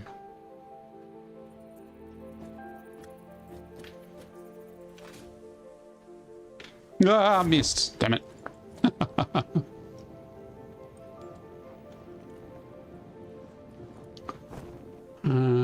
Well, I fell all the way down. While I'm down, I'm going to go set the next hard drive going, actually. I do have dinner approaching as well, so...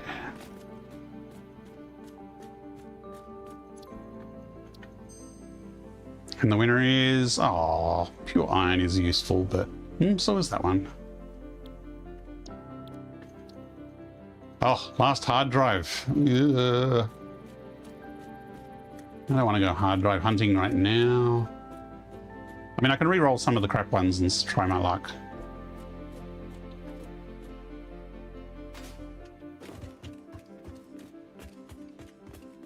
Okay. I'm kind of glad I left this walkway here, because this is from the old blueprint maker. Nope, I need the main build menu, thank you.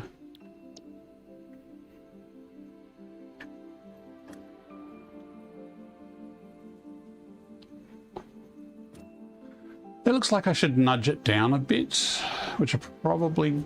No, do I? 1, 2, 3, 4...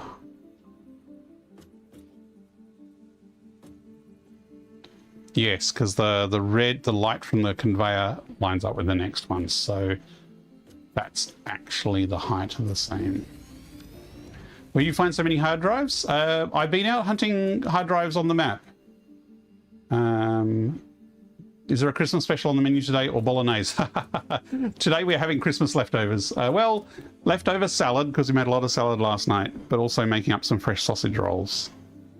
So it doesn't show them on here, but there's a hard drive there, there was another one there, there was another one there, there was one I think around this area and another one up here, and there are a whole pile over in here as well. And I have actually explored a little bit over here and got some hard drives over here, and like there's a hard drive all the way over there, and there's one on the beach there, and there's one in the water there.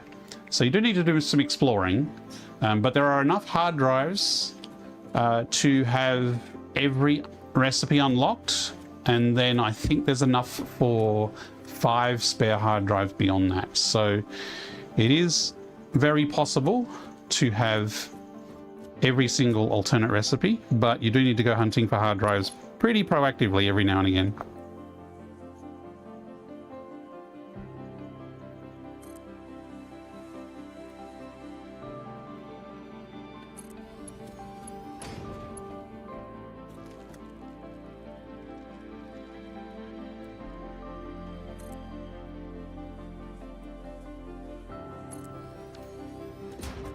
One of the painful things about vertical splitters is if you need to make it longer, you basically have to rebuild the whole thing.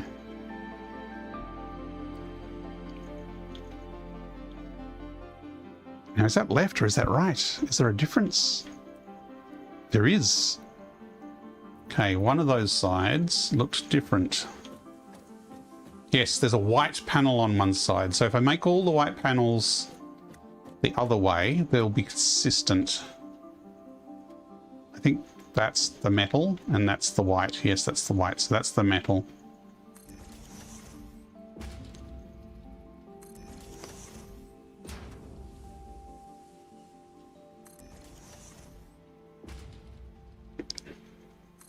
I think that missed. Those enjoy leftovers often find that even taste better. Some leftovers taste better.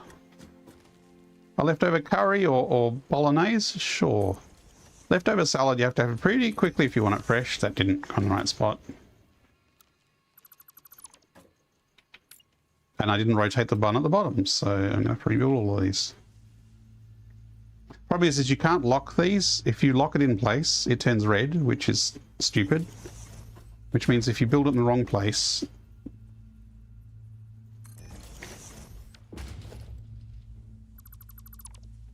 They are fiddly and annoying.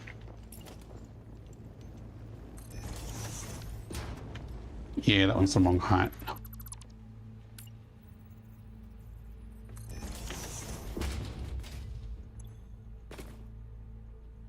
hog remains. So it should be, let me interact please. Oh, I should have set that up before. So this is hog remains.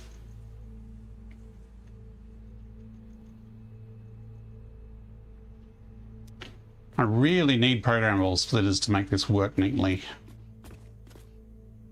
Which means this one is leaves. Yes.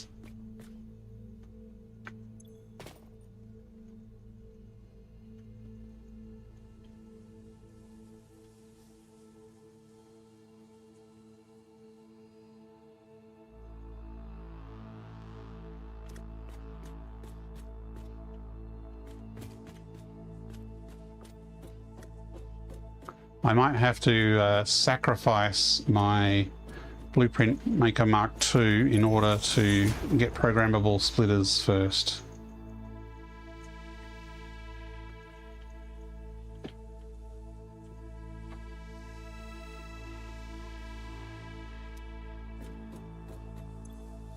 Because normally you just lay this out flat, and so it's just one big conga line, one big manifold that everything runs through. But because it's vertical, there's not an easy way to get the top of one down to the input of the bottom. I could hack it. I could just put a temporary loop up and down, and then come back later when I've unlocked programmable splitters. Maybe what I'll do temporarily. I can reach from there. It just will be a bit ugly. Can I fit through here?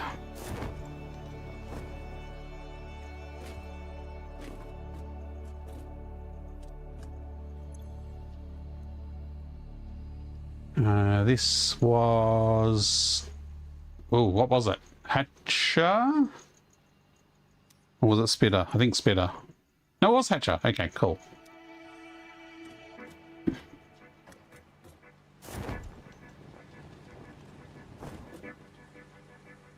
Not gonna let me up, is it?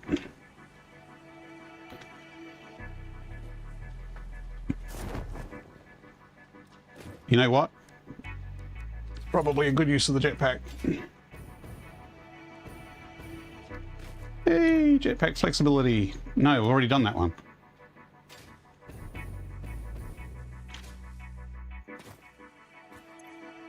Stinger.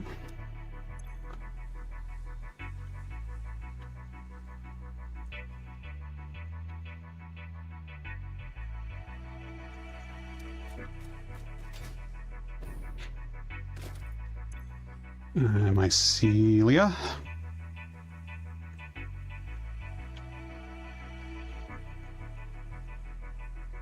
Okay.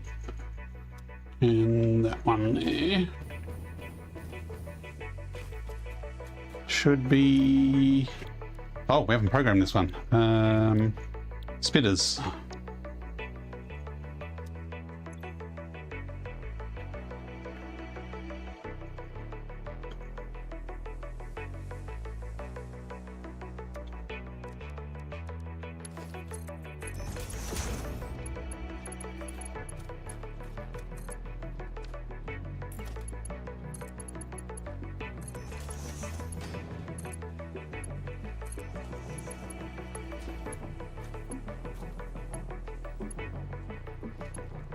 I mean, we could unlock manufacturers and then just handcraft computers.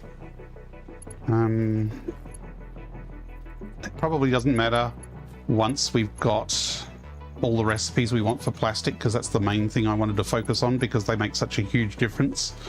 At the start of the stream, I showed the different recipes, and so plastic and rubber with the default recipes, I think it was to make 90 plastic, took 180 oil, and with the alternate recipes I'm aiming for, 90 plastic will take 33 1/3 oil, which is a massive, that's like 6 times the efficiency. Dinner is ready, apparently, so as Uren says. Let me just switch back to the parachute. So we will continue this after the dinner break. I'm going to take about a 10-minute break to eat my sausage rolls and salad, And then I will make the big moral dilemma of the year. Do I use my hard-earned resources to unlock programmable splitters now? Or do I save it for the Blueprint Mark II, which will make making the plastics factory much easier? Nuts, George! Let me just check the doggos before I eat. Eat the doggos. Slugs! Good one, Timmy. Stoney's got status. I should get a few more doggos. And Scratch has got some rotors. Incoming propaganda broadcast. Oh, that's detected. good timing. Please seek There's an shelter. outbreak coming in. Bring back some rolls too. I'll tell you how good they are. Okay, so yeah, 10 to 15 minute break, and I will be back to continue the research and the building. Cool. Thanks, Frank. See you after.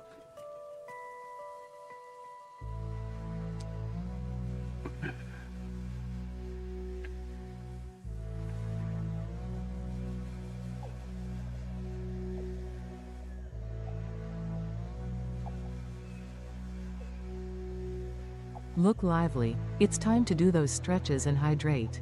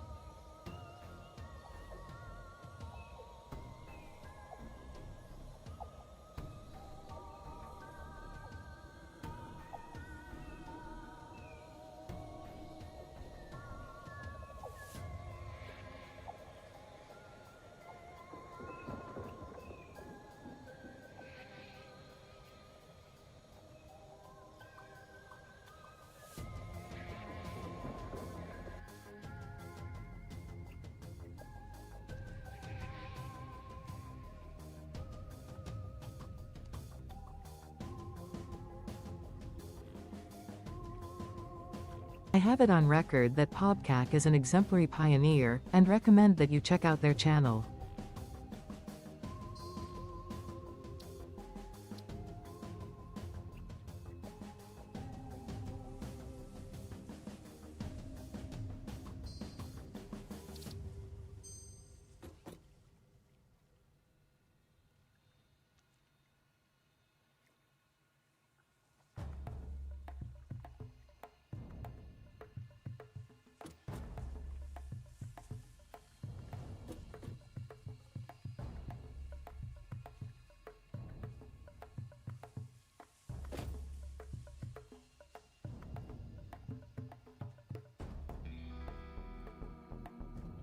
Check 1, 2. Hello, can you hear me? Okay, well, you know what? It helps if your microphone is not plugged into the charger. Hello. Yes, everybody follow Pobcac. He is an amazing Satisfactory builder. He has so many countless hours in this game and has made so many masterpieces, objects of beauty, and a lot of building techniques I have learnt off Pobcac. He also plays in VR occasionally, although some of his builds, he tend to be a little advanced. Yes, I did see the message. I don't know if I'm prepared to do that, but maybe? What would be involved in me? I would rather do it another day, I think, with a bit more prep. So for those not in the know, Pass It On is a community event from Satisfactory where a big map is passed from person to person. I mean, I'm tempted. I'm sorely tempted, but I could YOLO it. I have a concept. I think I'd rather leave it for a future day because I want to try out my concept first. But if DC is okay me playing in VR, then I will be interested in signing up for a Pass It On slot in the next few days. So if you can confirm DC wouldn't mind me doing that. Also, Pass It On events allowed to use vehicles. DC! Hello, awesome. That's great. Is it allowed to use automated vehicle paths and trains? Because I don't know if I've seen any builds this time around that use that, and my concept uses that. Yes? Okay, so I have a concept. I have it on record that DC_1 is an exemplary pioneer. Yes, thank you for the DC shout out. Check out their channel. Okay, so let me try a proof of concept build when I'm not under pressure, and I will sign up to do a slot in the next few days, if I can do it. I just have nerves because I've never done a Pass It On, and I usually like a good plan for doing a build. Cannot use things that change the game and the vehicle mod. No, it's not a vehicle mod. I just mean can you use vehicles and paths. Dino is still stuck on me having dinner at 2 p.m. Dino, it is 9 p.m. here. Almost 9 p.m. I am on the west coast of Australia, and it is 9 p.m. here. Yes, 100%. Okay. I might pass the idea past you, Pobcac, off stream to see if you think it's a feasible idea of what I have to do, because it's a moderately challenging, but I think it would be cool and it would be fun to do in VR. But yeah, I don't think I'll be ready in half an hour to do a Pass It On.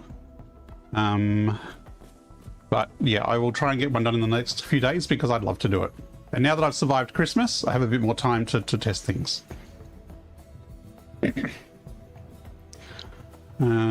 Yes, welcome to my world.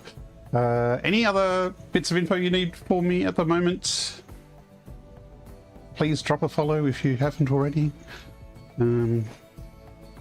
Yep, so you can use vehicles, mods are allowed, a pack and sky UI. Yes. DinoFunny_11 just followed you. Oh, thank you, DinoFunny. Thanks for the follow, DinoFunny_11, and welcome to the channel. DC no problem, DC. is now lurking. As trying Good to luck filling the slots, and depending on when I finish, I'll probably be raiding out to the Pass It On event, because if people like Satisfactory, the Pass It On event is definitely worth checking out. Anyway, now that bit of excitement is done and I've finished my lunch. Lunch? It's dinner time here, folks. It's 9 p.m. I have been affected by Dino's questions and the sudden appearance of a wild pobcack in DC. Yes, I have been toying with the idea of doing Pass It On, and I guess I've just committed myself to do it sometime in the next few nights. Did that last hard drive pop? It did. Did it give us what we wanted? No. Right, so we can start re-rolling hard drives and cross our fingers, and I think we'd have some reasonable luck. Or we can hunt more hard drives. But I think I'm going to leave the hard drives. We have 3 of the 4 recipes we're after. We want heavy oil residue, which we have here. We want recycled rubber. We want diluted packaged fuel. And we need recycled plastics. There's the 4 recipes we're looking for the next big factory we're going to build. But we're still missing the recycled plastic, unless it's hiding up here. Did I miss it earlier? I don't think so. No. Okay. So we are in the middle of building a recycling station. The idea is that you come in here and you dump all your wood, your weeds, your animal bits, your slugs, and then they'll all pop out here as useful products. But I've been umming and ahhing about using a hello doggos. Have you got anything else for me yet? I've only been away for dinner. Stowie's got some beans. Scratch saw me using the jetpack with crappy solid fuel. Thanks, Scratch. Oh, George, you champion. Only thing better would be computers, because I'm short on computers. Come here, come here. Stop, stop. Tinny's got frames too. Wow, I would have been really happy with those any other time, but I'm still short on computers. So we're building a factory up the top here behind my hub. And it's a sorting factory where all the recycling stuff comes up through here. And then each of these stacks of vertical constructors will recycle a different product. So the first stack is recycling slugs into power shards. The second stack is animals, I think. Yes, making protein from animal remains. And the third one is turning plant matter into biomass. But the problem is with a vertical setup like this, normally you'd have the output of this one come down into the next one. So I could have a weavy belt of lifts up and down, but ideally I'd have a programmable splitter along the bottom so that we can only split off what is needed for that each stack. But because I'm only just unlocked phase 3, I don't have programmable splitters yet. But thanks to doggos, I do have some spare computers and a pile of heavy modular frames. So I was saving these up for a Blueprint Maker Mark II, but I think what I will do is I will use it and unlock the programmable splitter, because I think it would be really useful to have now. So all I need is a pile of AI limiters, which I am automating. There they are.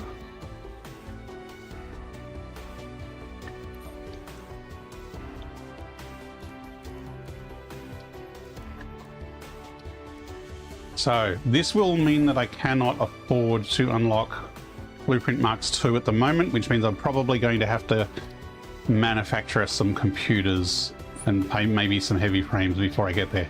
But we're on the right tier to unlock that. It just means there's an extra step. So committing, done. Programmable splitter unlocked. This upgrade to the smart splitter provides additional options to improve conveyor belt logistics. So each one takes 1 heavy frame and 2 computers. So it was going to go into our supply a bit more. But that's not a huge amount, so it's not too bad. We're only going to need a few. So probably those 8 computers are enough. And we've got plenty of frames. Basically, I don't want to unlock manufacturers until I've got all the recipes, alternate recipes for the plastics factory. But I think we should be fine in getting that pretty soon. Okay, so now we have our magic programmable splitter.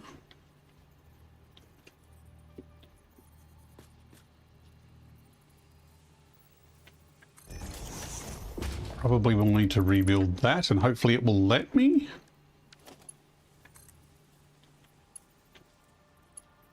Yep, it did. I'm still using Mark III belts out of habit. So this stack was the slug stack. So now this is like a smart splitter, except you can have multiple outputs. So we can have not blade runners. Blue slug.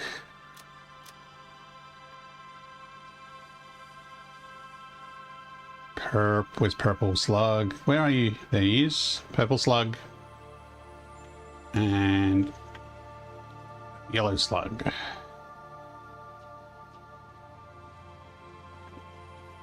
Okay, and the right output will be the overflow. So anything that doesn't match that will come out this right one here. So we can now delete that bit at the top because everything that comes up here will only be the 3 things that that stack is expecting.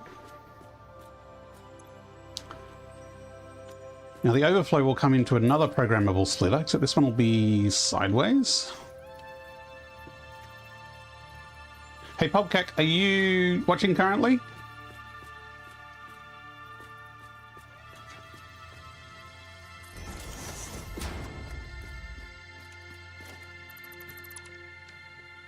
He might be helping with the pass on event, or he might be just lurking.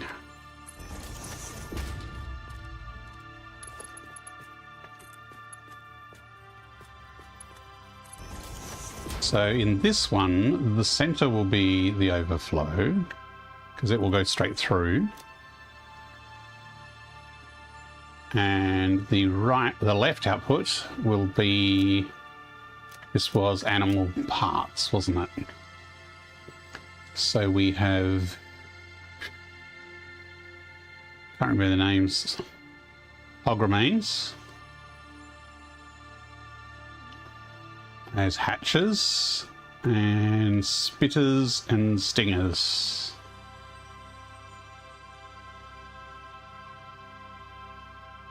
Order doesn't matter here. Now, I've actually not used programmable splitters very much at all. Usually you don't need them. But because of this vertical layout, they are actually really useful.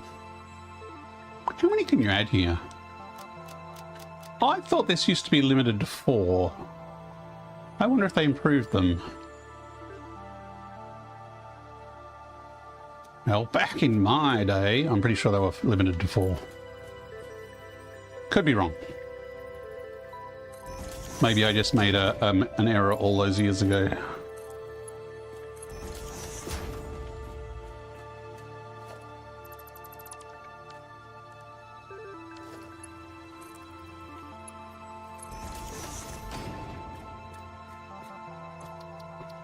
So these will be plant bits. So we have leaves. Wood and mycelia. Don't know if any. I think you need to have the overflow set to any unidentified. Overflow is any. No, overflow was. I could do any undefined. Yes, I could. I guess theoretically, if this blocks up for some reason, then it could all back up, and at that point the overflow would kick in. That's very unlikely though, but any undefined would be safer in this case. Because that way, if it does block up, it won't... I mean, no, actually I will go overflow, because basically if anything doesn't match, it will just overflow and go back down into the output, which is what we want. So if for some reason I dump so many slugs in here that I saturate it, the spare slugs will just run through and out and down to the bottom again, rather than blocking any other recycling. It shouldn't make any difference under normal use patterns for this particular use case.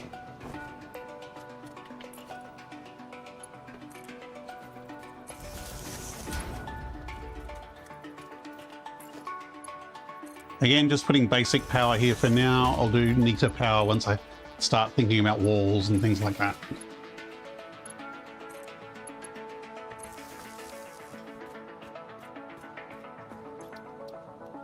So that should be the inputs.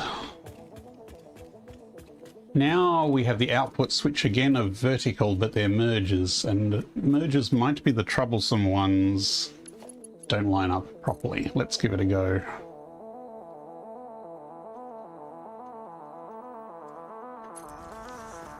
Actually, no, I want it sort of spaced out in the middle here.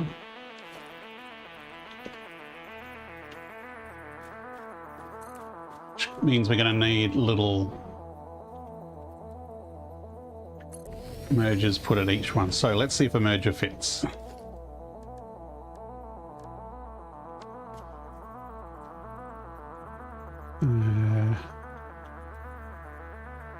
Oh, that is lined up.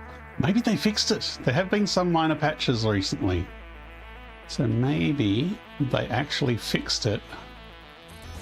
Because it used to be that sometimes these would line up with the half meter. And you'd have to jump through hoops to try and get it to line up properly.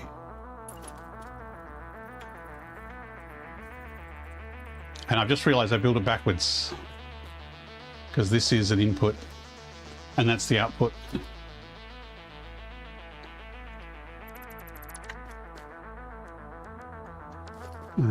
Lift. Yeah, we need it swapped around. So reverse the direction.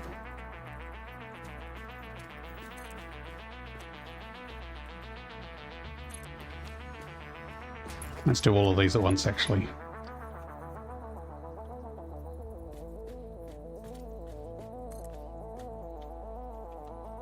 I hope I've left enough room at the back here for what I want to do with the other things.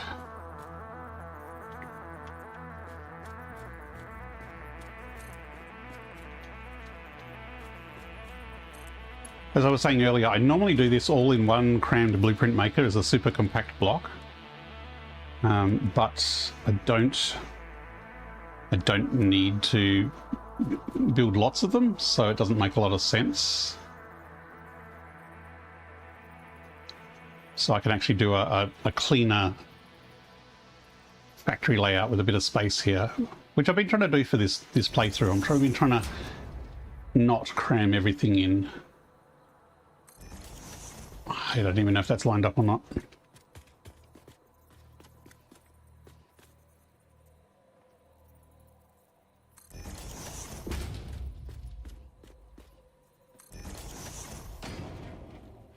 Actually, the arrows there lined up. Nice.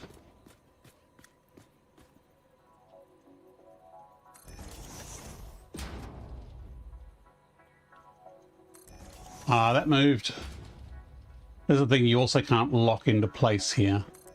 So yeah, those are probably going to have to be rebuilt.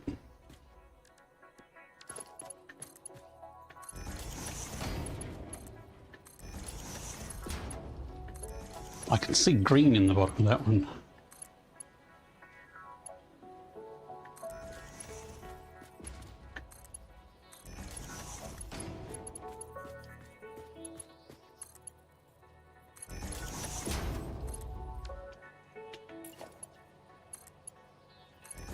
Okay, that wasn't too bad, but there's definitely some higher up there in bad positions.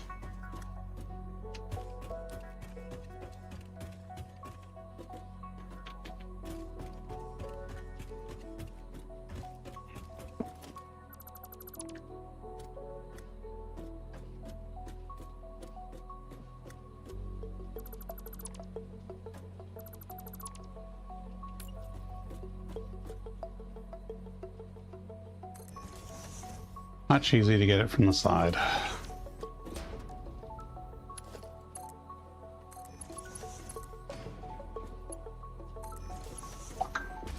Okay, so as I mentioned at the start, I'm playing on an alpha build of the mod here because I made some changes.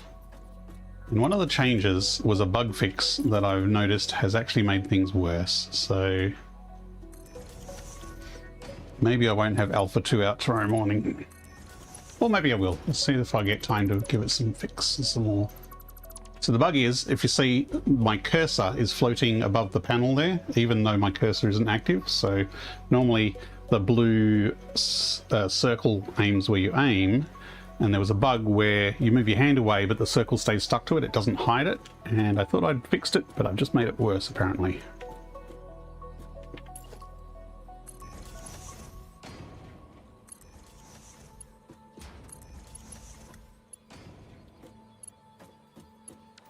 Okay, so those are mergers out.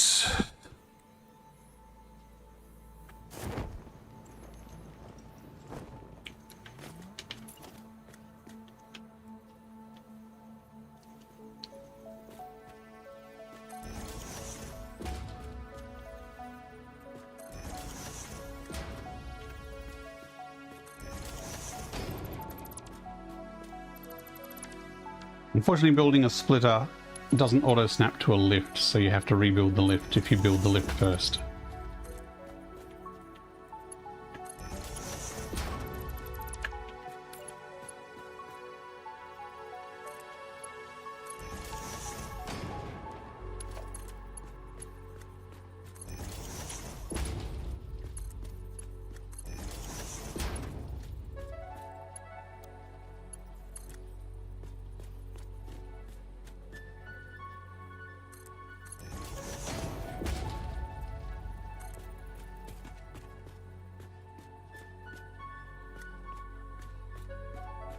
I might rip this up later and put it elsewhere because I might build more along here, but I'll just run it to the exit now because I want to test what we've got.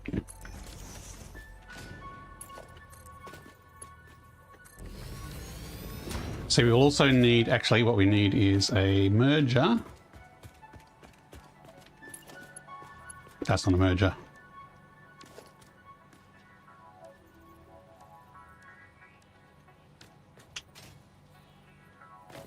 Merger here.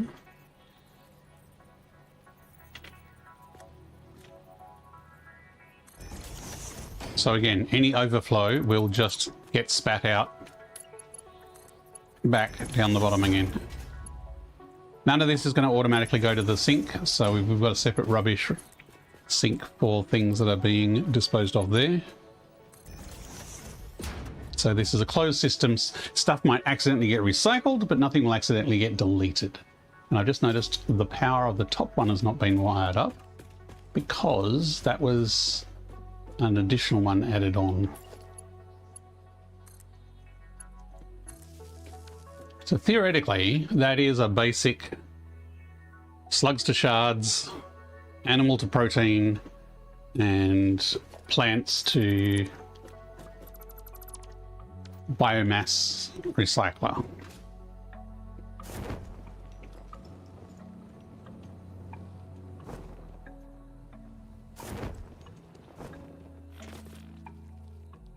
Okay, let's give it a go. So we put the stuff in here. So I'm going to put in a single purple slug, which actually that's a terrible one to start with because if I have stuffed up the summer sloop, it will be a lost slug.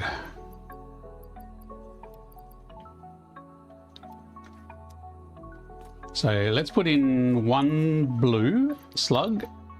Oh, I've already had one. One blue slug, and we should get 2 shards out from that. I really need a hypertube quick entrance up. I might just put a wall-based one here.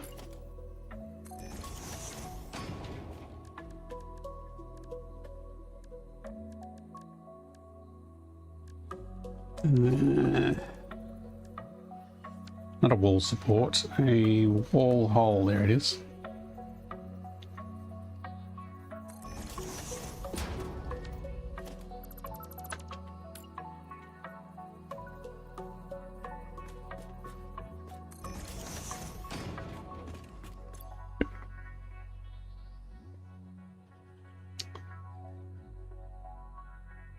I don't know how fast it is.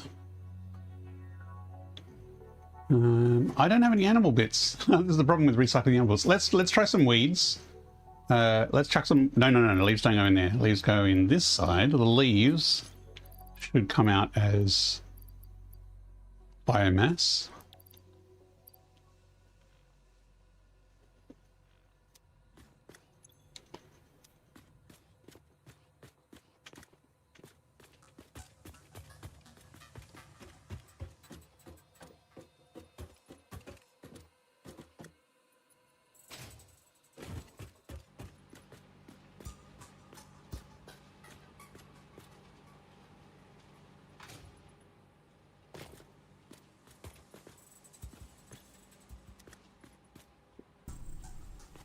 May have already whizzed down and been done by now. Incoming Pioneer reinforcements. Oh, hooray! Hungry Little Artist Hungry is Little leading Artist. a force Hello, of 10 hello. viewers. Welcome, welcome. Thanks for Welcome, the raid, raiders. Hungry Little Artist, and welcome everyone to the channel. We are playing some Satisfactory in VR. Well, that's the blue, but we don't know if it actually went through. Did I put it in properly? Hello, Hungry Raid. Never knew this game could be in VR. It can be. This is a mod for Satisfactory that brings a full VR experience. You're playing Satisfactory 2. Cool. Which stage of the build are you up to? Is that a twerking peanut?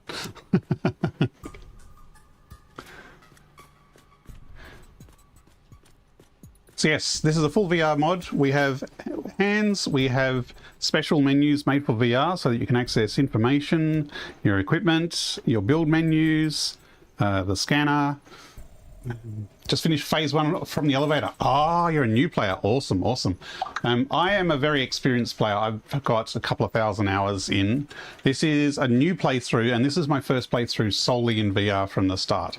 And we have only just finished phase 2. We're just starting phase 3 at the moment, so we're actually pretty early game as well, but because I'm an experienced player, I'm trying to do things detailed and slowly. So this playthrough I had to have about 100 hours in already, but we've only just unlocked phase 3. So at the moment we're building a recycling station, but I'll just show you my starter. This isn't the starter factory, so when I started in the green fields. Just followed you. Thank Thanks you for the follow. Hungry Little Artist, and welcome to the channel. So I started in the green grassy fields, which is kind of that direction. Emperor_Patate just followed you. Thanks for the follow, Emperor_Patate, and welcome to the channel. Emperor Patate, thank you for the follow. So I did have like a grass fields, everything's just sitting on the grass starter base that I did, and then later on, once I had coal power, so you can see coal power sort of in the distance over there, then I came back and I redid my starter factory over here with all the different materials, all the basic parts. So we have 2 iron miners here, which are coming into this factory here. So yeah, this is where the basic stuff is made. So over this bit here, there is this is a Caterium node, which is a material later on. It's gold, effectively. But there's also a copper node here. So we've got iron, copper, and Caterium here. Thank you. But this is a lot of time and effort put in. So basically, this factory, I think I did 2 streams for getting it functional. And then another 2 streams just doing architecture and making it look decent. And then I played a whole bunch more time off stream to finish making it as well. So this is probably 2/3 of the time is spent making it look pretty and 1/3 functional. So yeah, these basically I put the logistics under the floor here. So here's all the ore that's running in here. And then the ore is processed here. And you can see the logistics here is for the machines that are up above there. So over this side here, we're using some alternate recipes in this factory as well. Can't remember which ones though. So we have iron plates, good old iron plates being made here. And I think, how many is it? 4, 6? I think there's 6 iron plates and these ones are rods. Yep.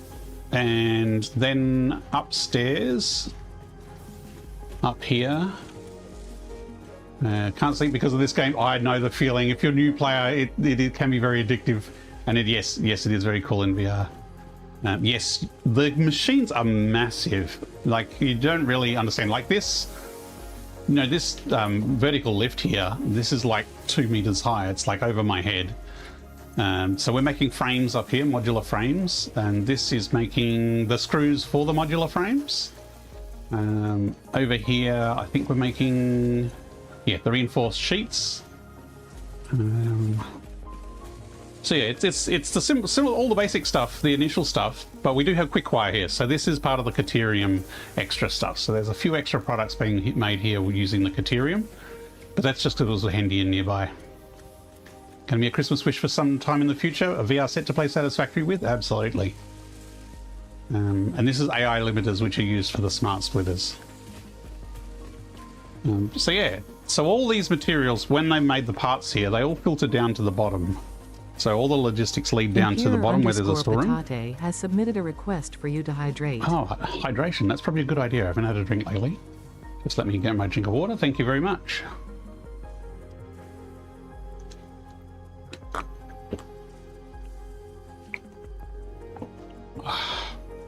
Thank you.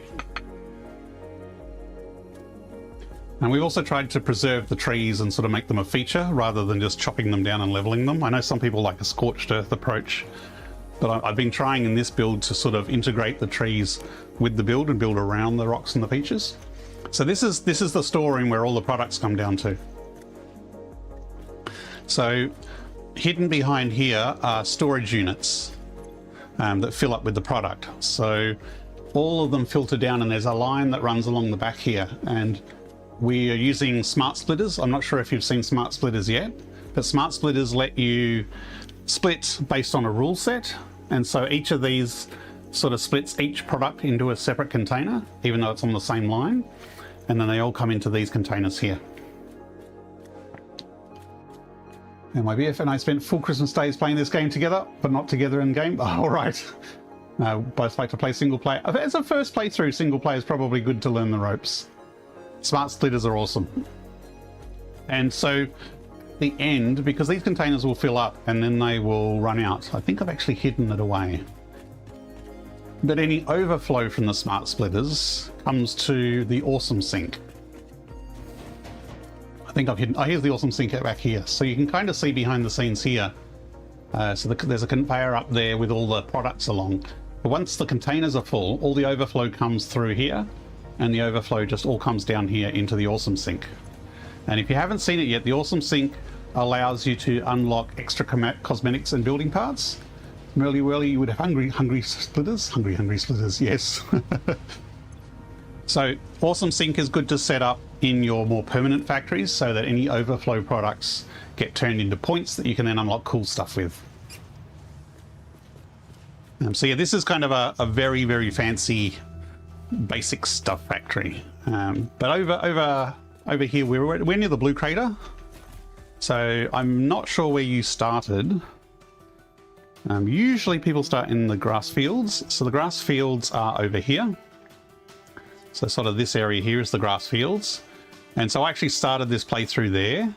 And normally people will come up this way because there's some really good coal in here. You might have already know this. There's some coal deposits here, and with the water there, this is a great place to build a coal power station early on. And then working up the coast here, there's oil here, so that sort of becomes a good first playthrough oil playfield. But I went a different way this time. I went over this side, so I built up near a lake there. And just looking over here, we have what's called the blue crater. So there's a big puddle of water there. It's a bit hard to see through the mist. But you can see I've got coal generators along the edge there. That's my main power supply at the moment. But I have a thermo power generator there as well. Yeah, it's exactly where you start. Most people start in the green fields. It's a good place to start. And that building there is my steel factory, which is kind of the phase 2 materials. That's where you build your steel beams and steel pipes and your motors and things like that. And down there I have a really basic concrete factory.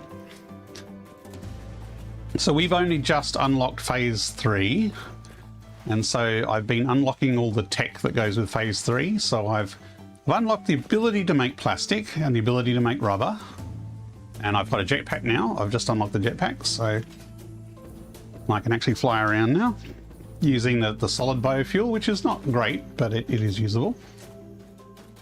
But the problem with plastic and rubber is the default recipes are a bit rubbish.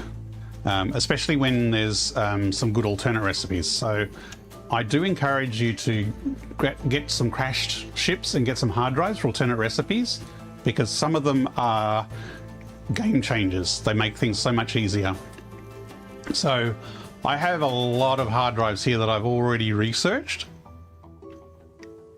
And each hard drive, when you research, gives you 2 recipes. But if you pick this recipe, then this crappy one goes back in the random pool. And so by leaving these open with 2 recipes each, it means that I have a higher chance of getting the really good recipes that I'm after. And so to do the plastics and rubber, I'm after 4 recipes. And I've got the recycled rubber, diluted packaged fuel, the heavy oil residue, but I'm missing the recycled plastic. So I still need to do a little bit more research before I'm ready to build my plastic. No problems. I like giving a tour, and I like helping people get an idea of different ways of doing things. Some people build massive scale factories. I tend to build on the smaller side. In this particular playthrough, I'm trying to be more space efficient than... Oh, I needed hog remains. Good one, Scratch. I can use that in my test. I'm trying to be space efficient over resource efficient or scale. Yes, you can get pet doggos.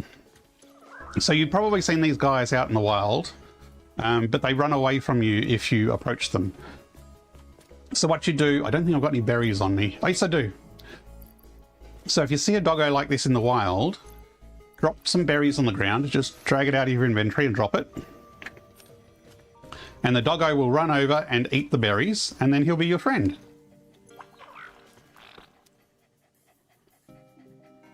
Yes, got to drop the berries. Now, once they're your friend, they will follow you, but they will very easily get stuck on rocks or trees, so it's very easy to lose them. So that's why I have this big penned in area here. This is basically the doggo fun water park.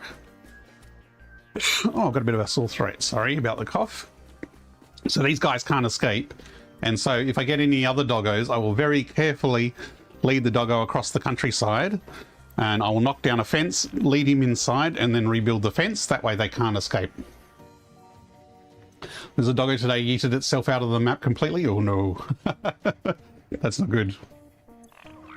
So yes, they will randomly bring you stuff. So it's good to have them even early game, because they can bring you late game stuff. So the power slugs here, some of these slugs I've got have been brought to me by doggos.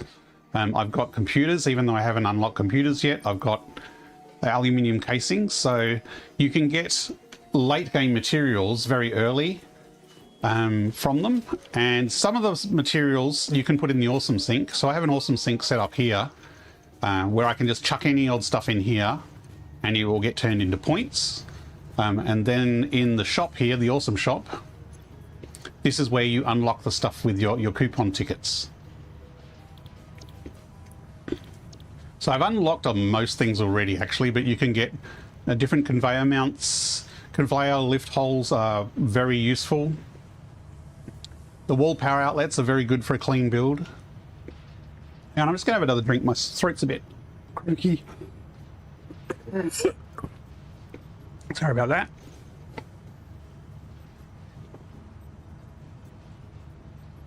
I've been talking a lot today, I think.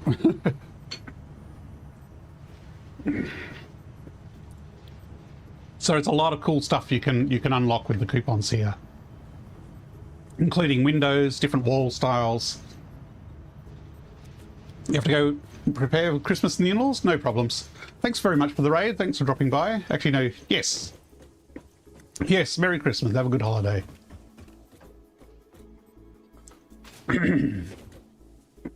I do need a soother. I'm just going to have a drink of ginger, just a sec.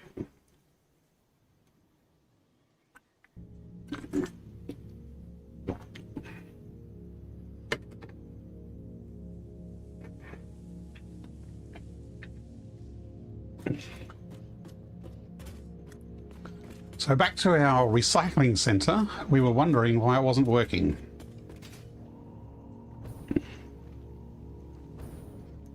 Oh, I'm still on jetpack.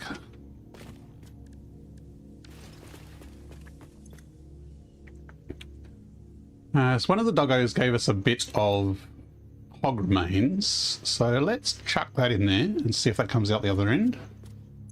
Hey, look, our weeds worked. So weeds turned into biomass at least, so let's try recycling some wood. Do we have any wood? Just a sec, I'm gonna get a soother.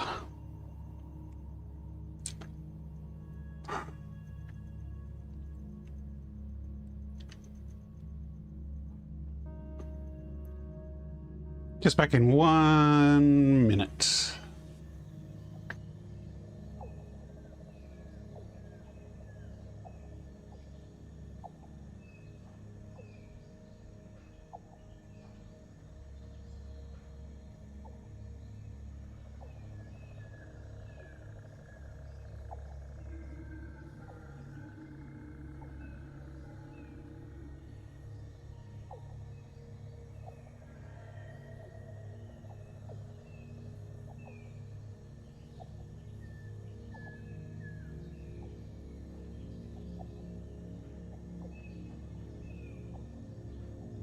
Incoming propaganda broadcast detected. Please seek shelter.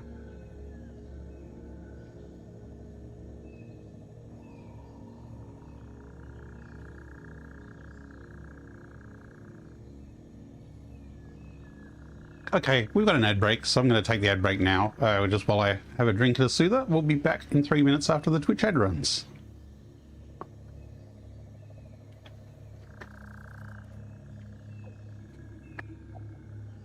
Look lively. It's time to do those stretches and hydrate.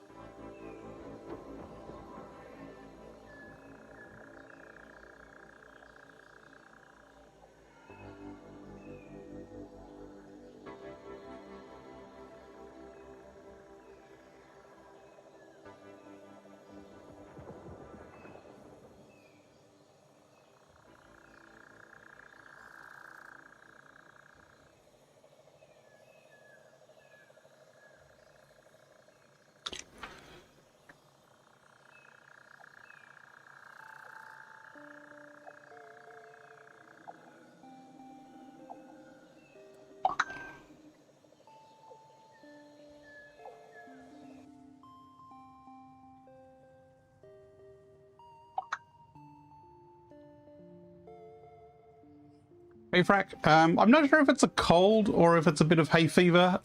I've also been doing a lot of cleaning up for the Christmas, so I've been dealing with a lot of dust sweeping around and such like that. So I think it's partly a hay fever dust irritation in the throat. But yes, it's also probably talking too much and too loud. Okay.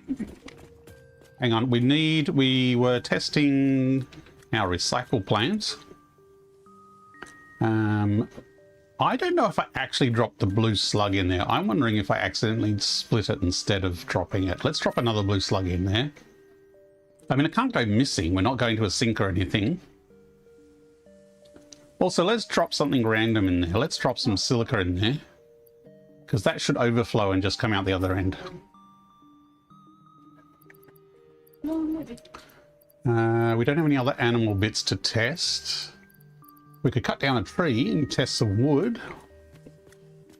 Do a chainsaw equipped? Not quite.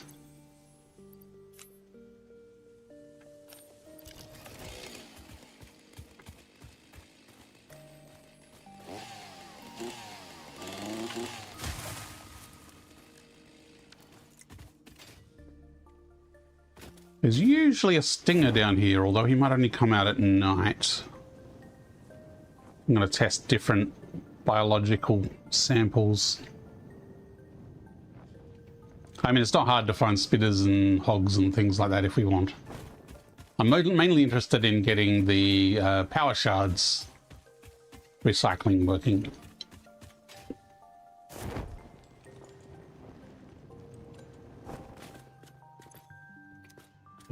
So here we should have... Come on, let me interact with it.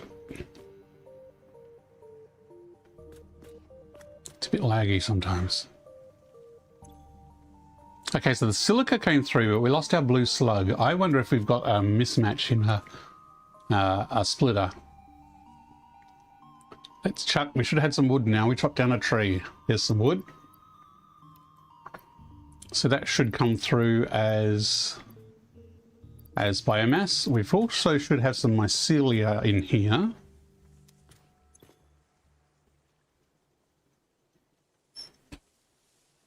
Hang on, there's animal bits there.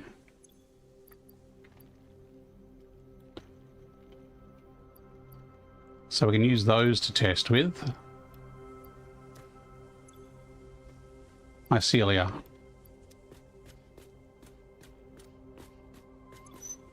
Okay, so yes, here comes the biomass. So that was the wood that turned into that biomass.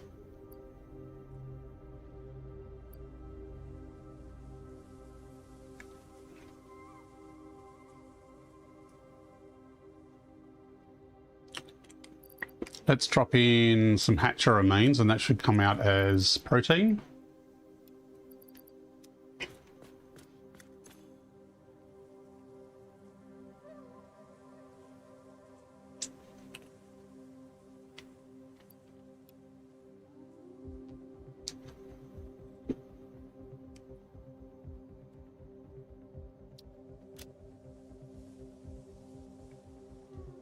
I'm going to drop in a yellow slug, see if he comes out the other end.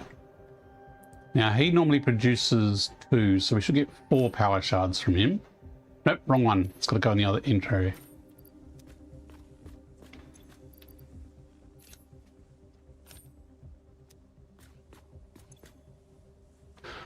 Maybe the programmable splitter is not connected correctly to the slug tree.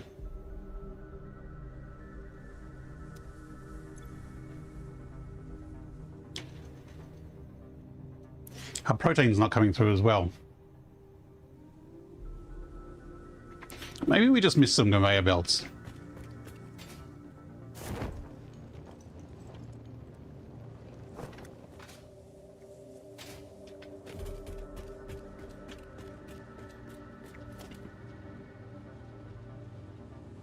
Ah. There's a yellow one on that belt.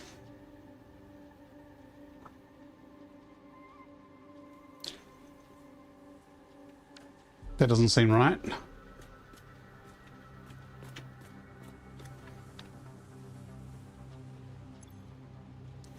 This should be the blue slugs. Oh, hang on. What? Did I not program it?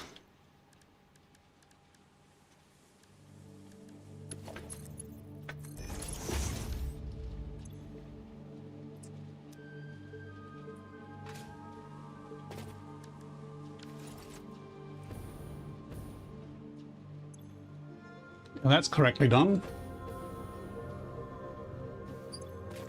And that's correct. Oh, look at all those conveyor belts missing.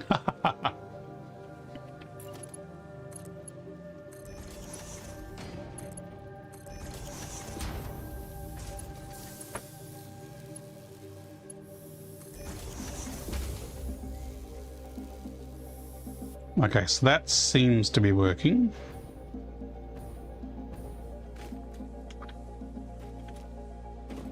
Where did our blue slug end up? Must be up the top? No?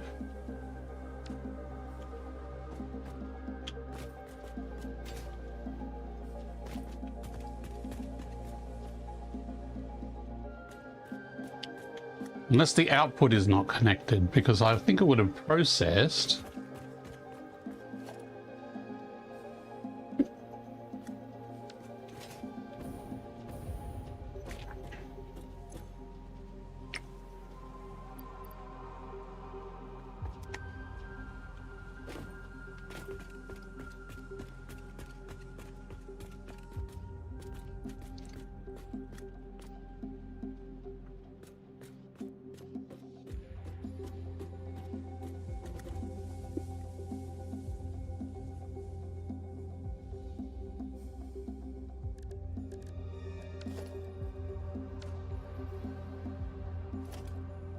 All right, so that's coming up. I mean, that can be hidden as well. Seems to be coming up to right on this corner here. No, nope.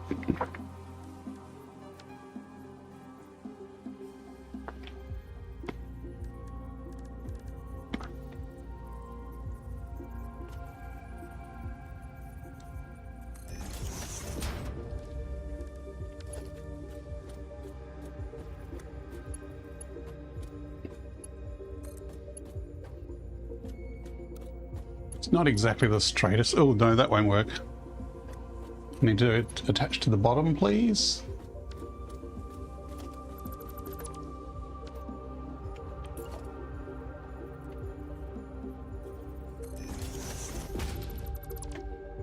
Ugh. Who clips things into the ground, really?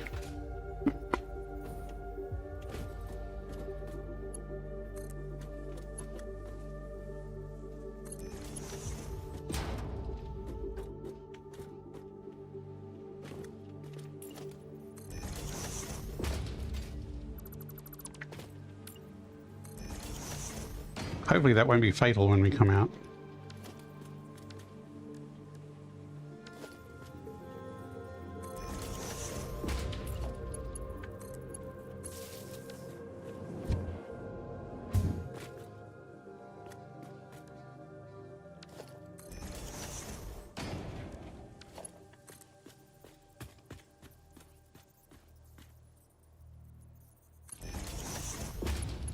Yeah, we'll do a better cable next time. It'll be fine.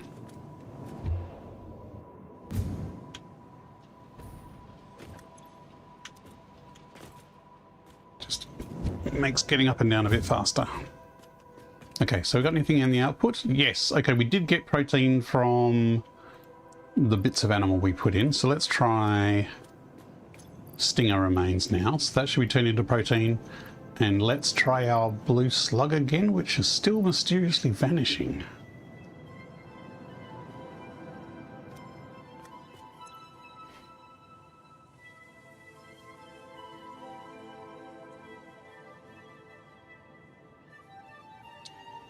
Silica? What?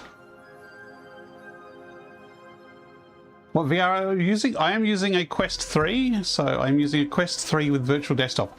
Why did my blue slug get turned into silica? That's a crime. Sorry. Yes, I'm using Quest 3. I'm using virtual desktop. So there's a number of ways you can play PC VR with Quest. There's the MetaZone link, which is terrible, or you can use the Quest 3 software. It turned my slug into silica. That is wrong. I don't know how.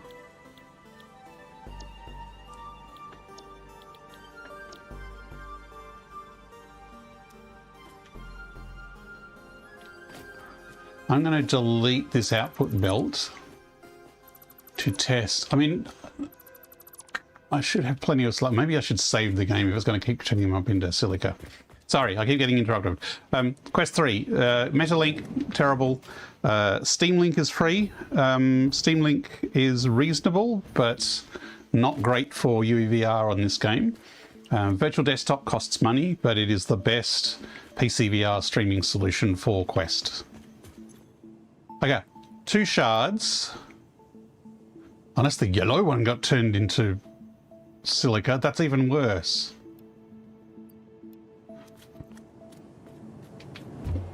So I'm running, I have a 5080 graphics card. I am very fortunate. I was using a 3080 for a very long time, and the 3080 runs this reasonably, but the 5080 certainly runs it a lot better. Yellow slug.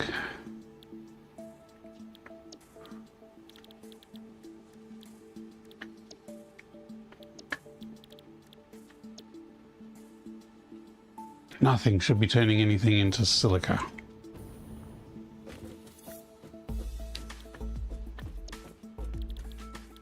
At least I haven't dropped any purple slugs in here.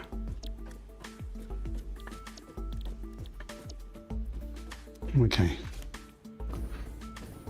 I'm going to save the game because slugs are a finite resource. I mean, there are a lot of them around, so I'm not too stressed.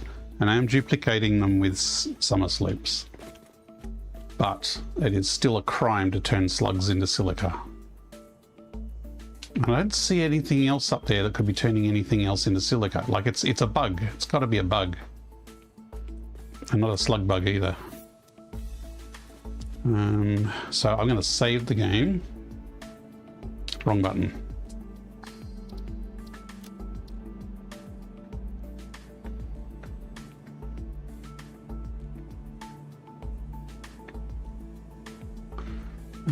Thanks for the answers, no problem. If you want any further details, I'm happy to give you some tips or explain. So I have now saved the game. I'm going to drop a yellow slug in. And actually I will drop a purple slug in as well.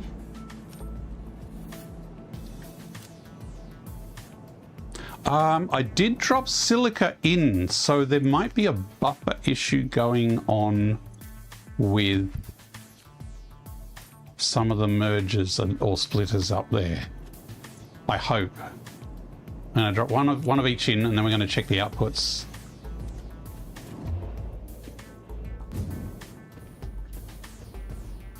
Okay, so I just saw a slug go into that, so that's purple, so that's just crunching something.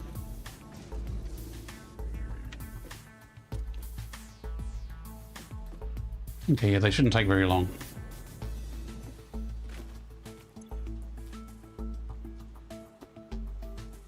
Purple slug has not arrived.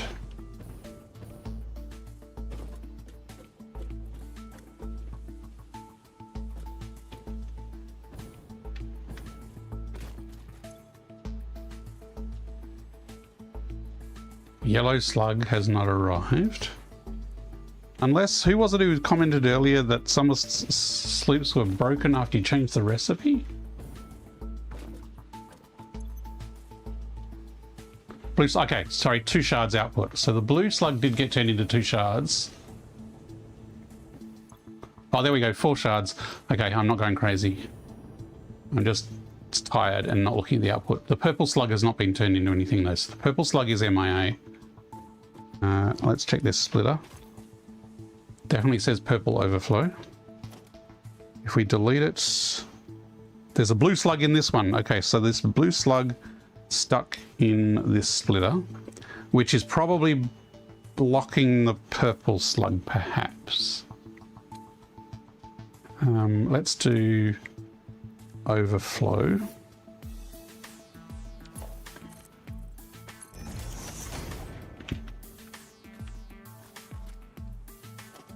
Huh, there's some weeds there. Yeah, if you don't filter it right, because we have no actual overflow, this will jam up. That makes some sense, but where is my purple slug hiding?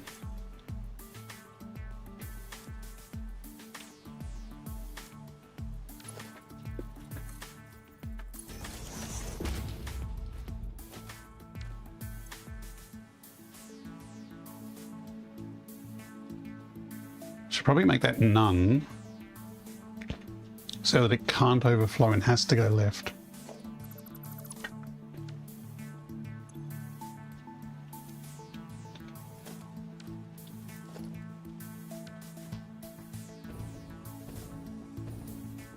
I'm wondering if there's a slug stuck up there. Oh look, there's animal bits stuck up there. The animal bits stuck in there. Animal bits stuck in there? What's going on?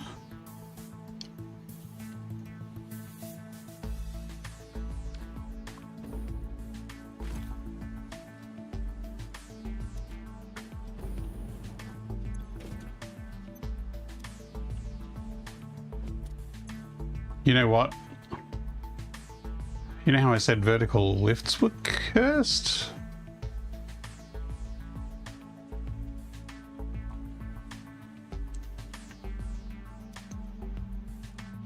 Okay, our punch just went up.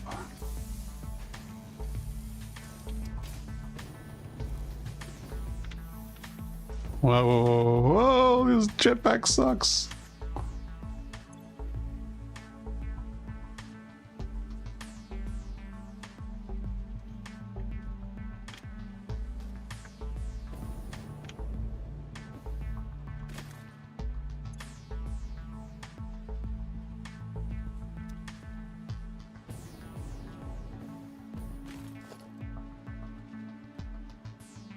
Okay, that's not Stinger.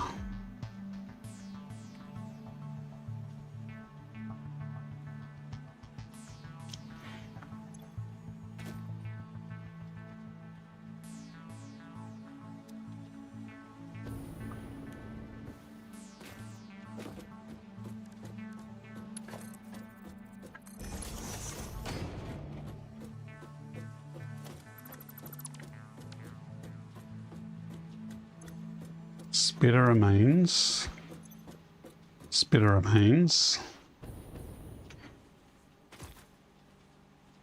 Stinger remains. I would not put it past these behaving strangely in a vertical orientation. Actually, I'm going to change these to any undefined. Whoever suggested that earlier, for these vertical ones, yes. Because there is no overflow at the top. Absolutely, these should be any undefined. You are correct.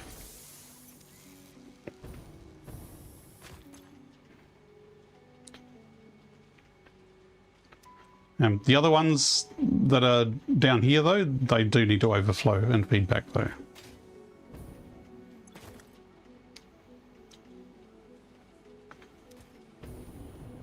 Weeds went through.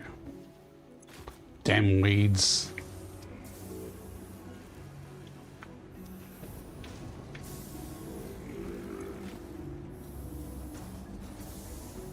Okay, so some of the silica that went through would have been caught in one of these, that when something else came through it was freed up.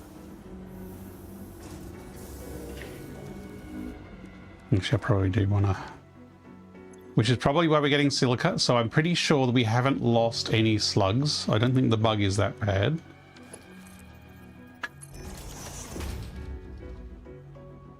But we do have a weed problem, because somehow weeds are getting through here.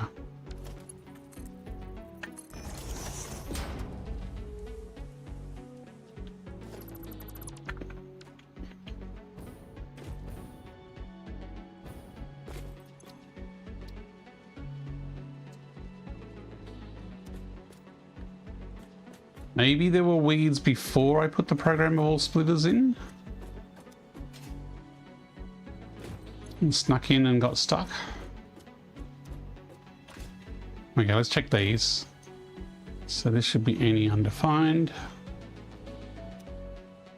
And a pile of stuff just went through. Overflow should do it. Like, overflow should be spitting this stuff out. Unless overflow is bugged for vertical lifts.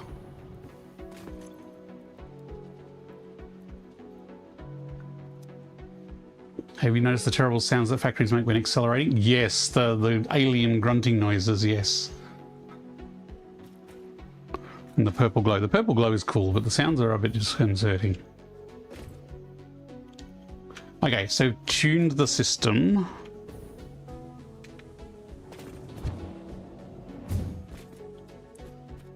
Let's see what we got in the output. Oh, we didn't connect the Sluggo outputs back.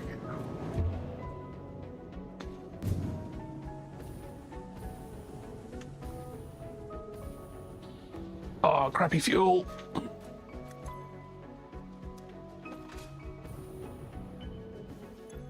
Okay, yeah, 10 outputs. So 2 purple slugs came through here. No, one purple slug went through there. The 10 output.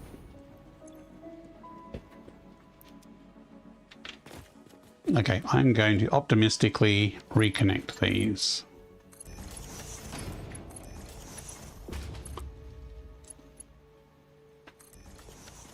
And they're connected, and they're connected. Screams and groans from hell. Yeah, it is a little worrisome.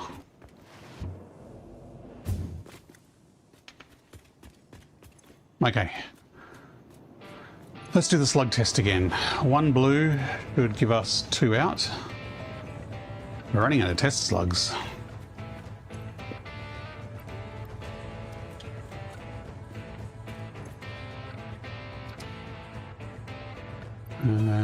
Let's drop a hog remain in. I think is it several per... Just checking the animal recipes.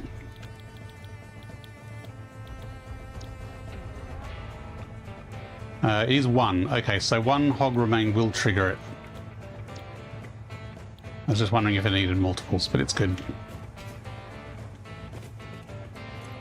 Yay, 2 shards, win. Okay, let's try a yellow one, which should give us 4 shards. Where's our hog protein?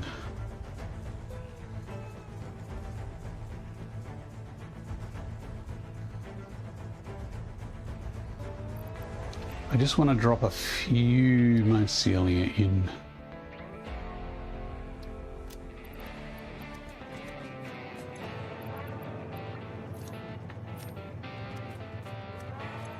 One protein from the hog. Yes, good. I dropped a yellow in. Let's split this. There's our 4 shards from the yellow. And a silica randomly from somewhere.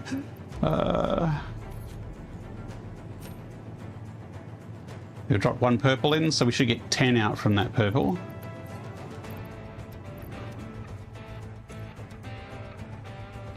That's from our mycelia. Interesting. Okay, we dropped in 7. Okay, I think each of that 10 is... I think we'll get 70 total there. Let's drop in all the meat.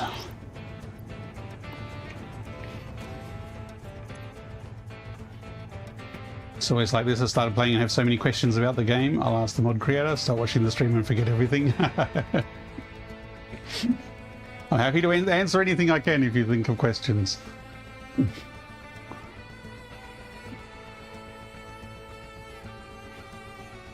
I do need to make an updated video because there are tricks to the mod that are not obvious. 10, there we go. All our slugs worked. And here comes our last biomass, I think. That's probably going to build up over a while. So I think it's working properly now, and I don't think we did lose any slugs.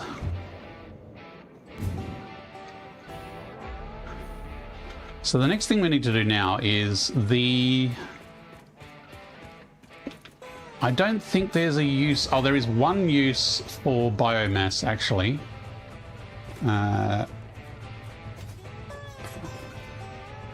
And that is... this biomass is used to make jump pads and things like that. So it probably is useful to keep... Because what you can do is you can take the output of this biomass, you can turn it directly into solid biofuel, and you can turn it directly into liquid biofuel. But sometimes you want solid biofuel for like rocket packs, and sometimes you might want biomass because there are a few recipes and things that need biomass. So if I have it so that the biomass goes through, and then if you just want the solid, then you feed it in again. So to do that, I'm actually going to stuff up my height here and add another one to this, which is going to turn biomass into solid biofuel.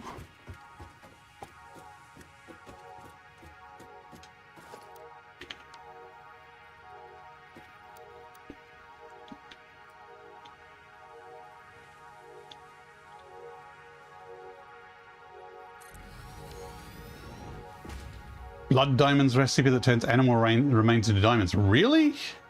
That doesn't sound very sustainable.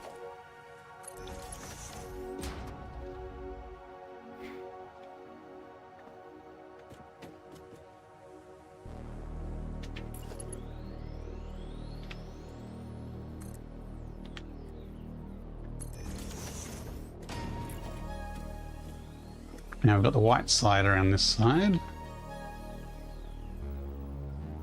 Look, the half-meter doom. Okay, so if you build a lift out of there, then you're going to have a half-meter doom problem. Oh, no. Okay, so it's not fully fixed.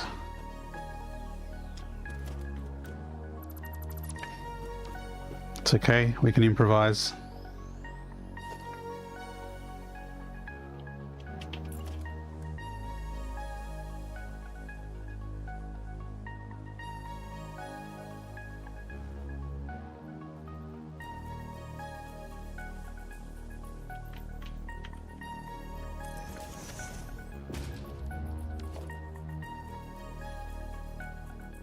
I have no idea how that's lined up.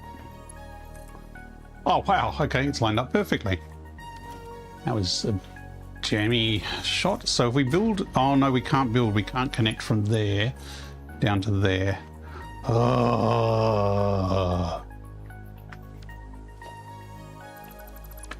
You know what? So basically at this point, because I added this on as an afterthought, I will need to rebuild this entire vertical stack to get everything to line up again. How do I see chat in VR? Good question. I use a desktop app called Open Kneeboard,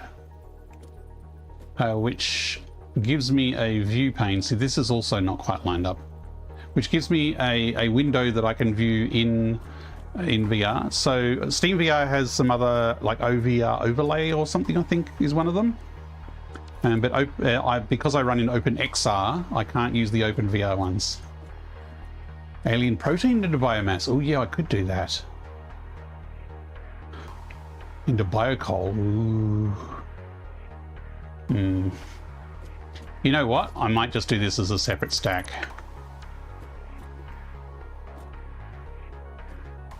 Because we've got room here.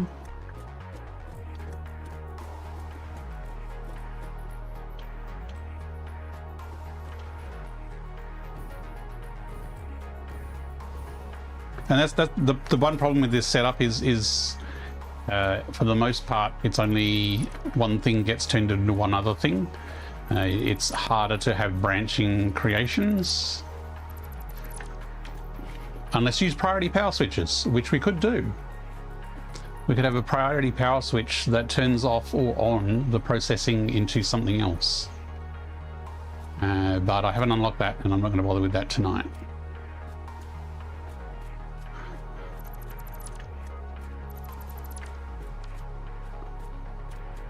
So we're going to build another stack here, and it's going to produce solid biofuel from biomass.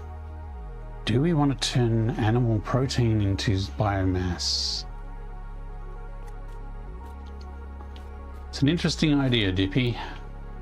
I don't need that much biomass. I mean, how many crates of liquid biofuel do you have, and do you need that many?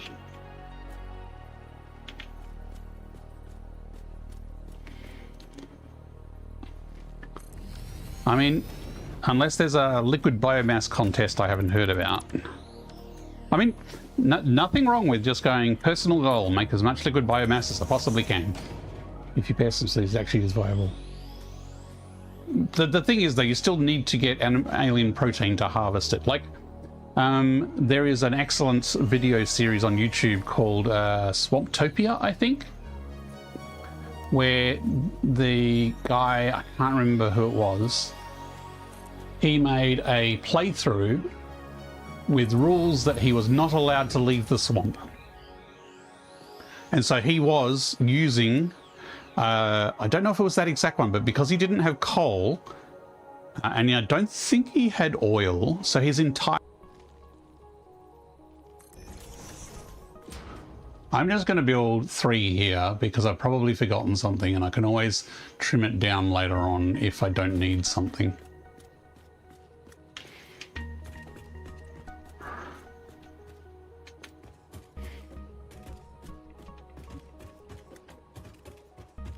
Whoops, where's the way up?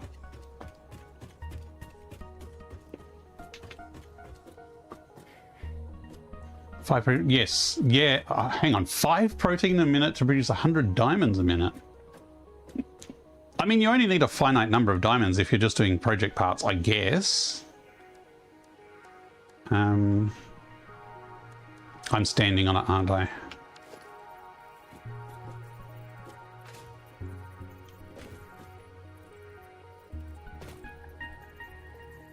And that's the thing. Some people only build enough that is required. Other people will make sure that everything is self-sufficient and 100% efficient and then just churns out everything. I'm more of that side, although with project parts, sometimes not so much. 2.5 of you slips, nice. Okay, other recycling things. Whoops. Solid biofuel is an essential to automate. And then another one. You reckon... Oh, fell down. I'm determined to make liquid biofuel tonight because this jetpack fuel is terrible and liquid biofuel is amazing. You reckon biomass alien protein?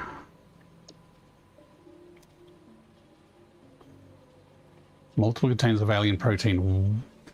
Wow. And that's it. Have you been killing aliens without any alien spawning mods or anything?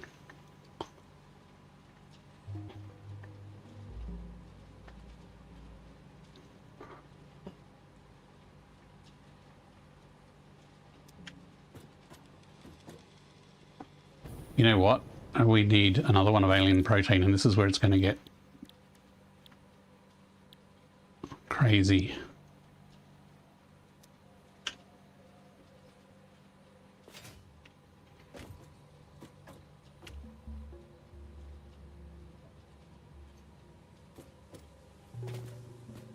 Why can't I interact with that? It is... Oh, conveyor splitter?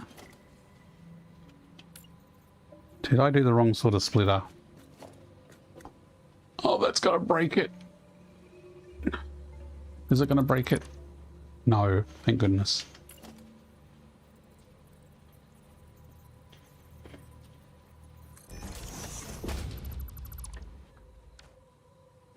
You're a little trigger happy. But it's just finding that many mobs.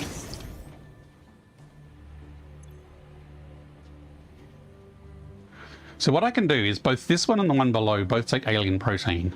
But what I can do is I can set up both of these with a priority power switch and leave them in the off position. And that way, if I need one or the other, I can just turn one on or the other one using the priority power switch, and then it will filter through.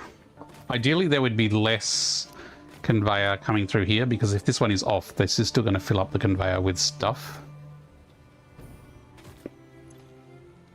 And this one ought also be alien protein, so this one could just be a normal splitter. Recently saw a video about a Christmas train ride, Satisfactory Fixmas 2024 contest winner, full train ride. Cool. Unforgettable experience in VR. Oh, okay. That sounds cool. I like when people share their save files. I've had a look at I don't know if you're familiar with Big Booty Tom's save, but it's basically the entire sandy desert is one factory, and it is so dense. It's amazing. Red Forest is a target-rich environment. I absolutely know Red Forest is a target-rich environment. I've crossed it a few times, and yes, it is a fun diversion from building factories. So I guess that is a viable method. And as I said, this guy with his swamp-only playthrough, yeah, his entire fuel source was killing the animals after they respawned. Because the trees don't grow back if there's factories nearby.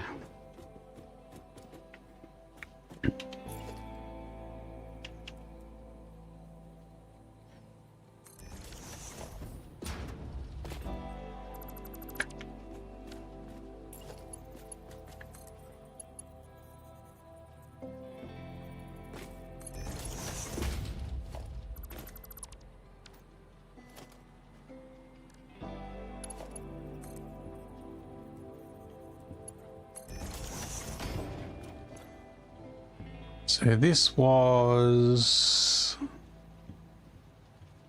solid.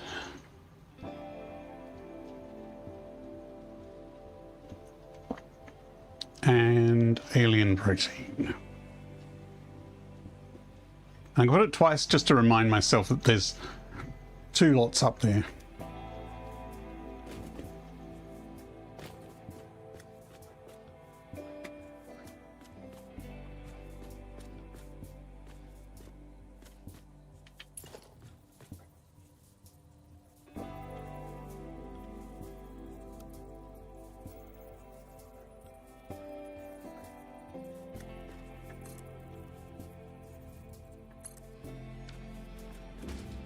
So I am using an alpha version of the mod, and one of the new features is a new way to rotate buildings, and it is really useful, and I'm using it in lots of situations I wouldn't thought I would use it. So the method is you hold snap. Like normally if you're building with a foundation and you rotate, it's like 45 degrees. But if you hold snap, it's more granular. So some buildables have a different angle for building, and others don't. Like a conveyor merger, if I rotate that, it's always 90, and if I go into snap mode, it's still 90. But if I hold down snap, I can then use the new method, which is just left and right on the stick, to easily rotate it with precision the amount I want. So even things like this, I just go there, rotate it twice, done, rather than having to use this menu to rotate splitters and things. Does that make sense? Because it's hard to explain. It's also really hard to show in the user interface so people know what the heck you're doing. So this one, I hold snap and then I press right twice to rotate it twice. Which is a lot easier than fiddling with the down stick rotating stuff. So this one, I can hold snap and then left and right to rotate it with precision.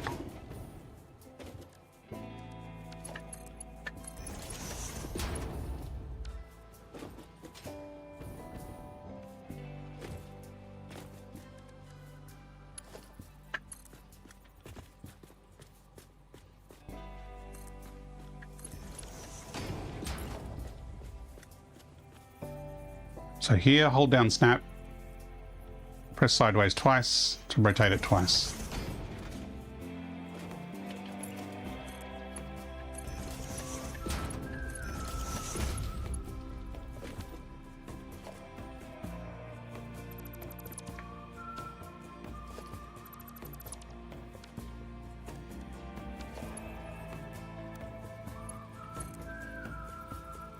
So here, hold down snap, rotate it to the angle I want, lock it in place,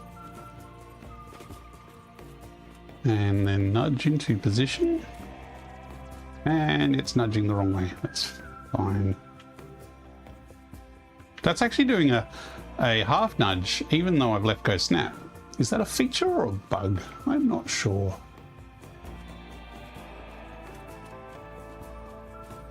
One, two. Should be on the middle.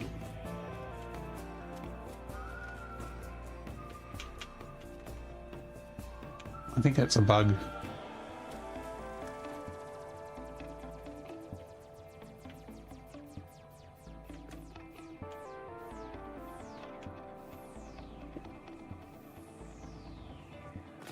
That's 1.5 slabs, but that's 2 slabs, so it really should go to here for a half circle.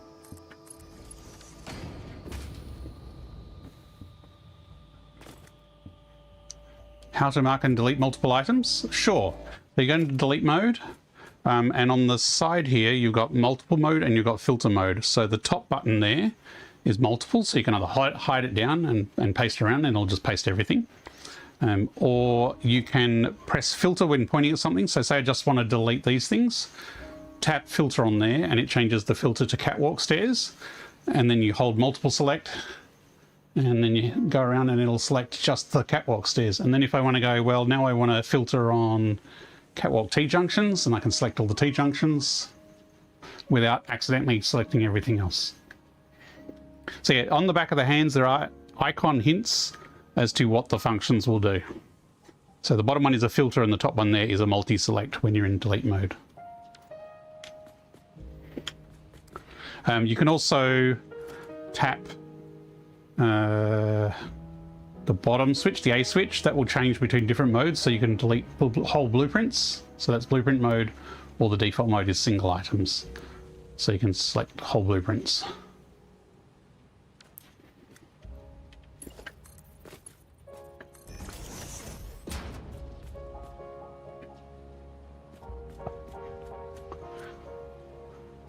Okay.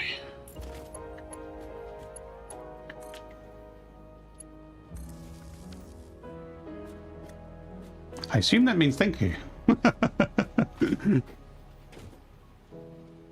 Or, I don't know. Pretty cool, amazing, too hard, thank you. No problem.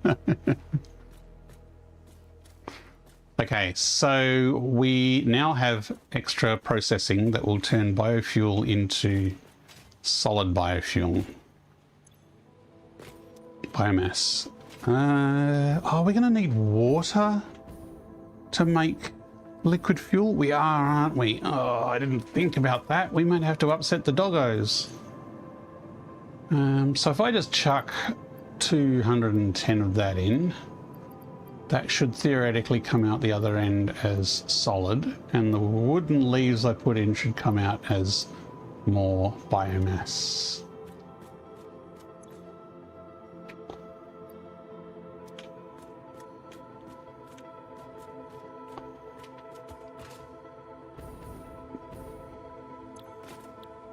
Liquid biofuel. This is what we want to make. So yeah, we need water.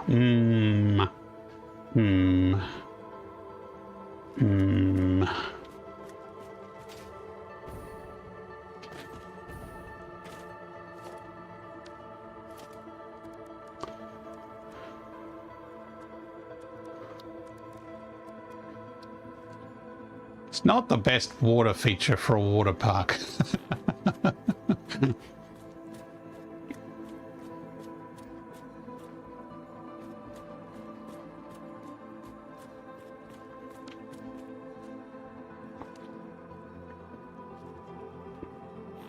How far do we want to go to give our doggos obstacle-free fun?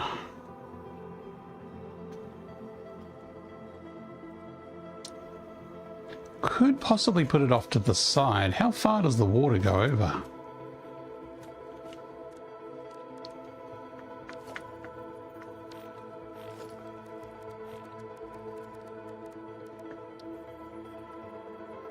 I mean, that's probably complaining about obstacles. Okay, you guys, we're going to try an experiment.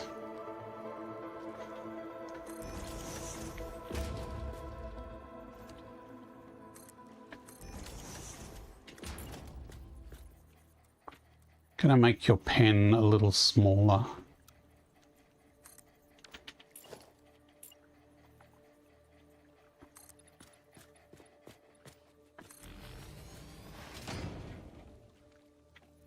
Sploosh.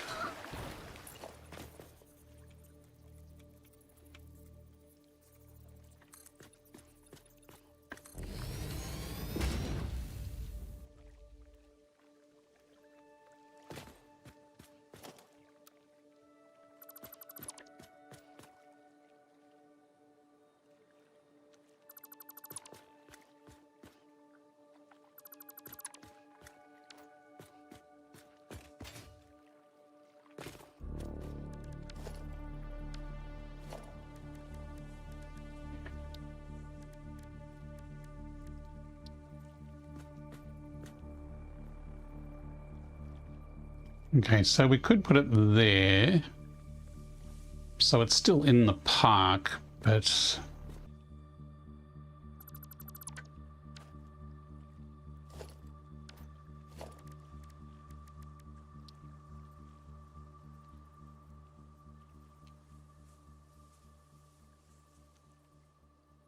it's probably too close to the power over there.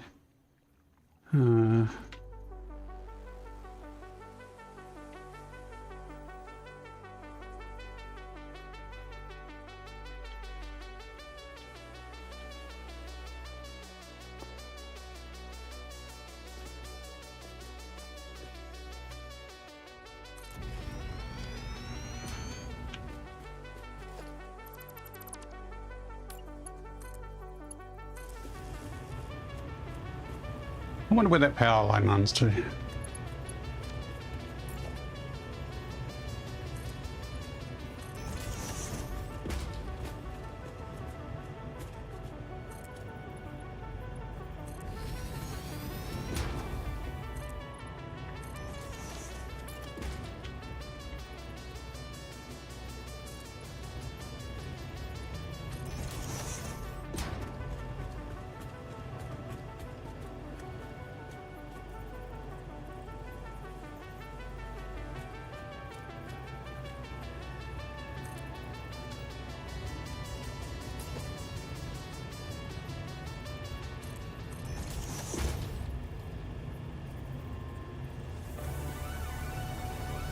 So again, hold snap and I can easily rotate it.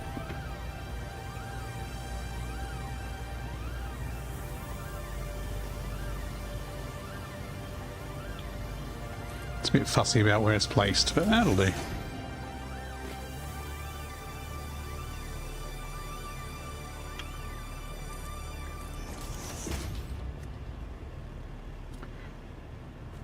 Light off and find out later. Well, I did. I just chopped up the power line, so there's a run here. I'm pretty sure this used to run down to the concrete, but now the major power lines should connect to the little concrete factory. They could run into... See, these power lines run near the... there's a little crystal factory down there. I don't think these are hitting that. Actually, was there a dip in power? Yeah, that power use looks pretty constant, so I don't think I upset anything. I really need to build some batteries to kind of level this out. Okay.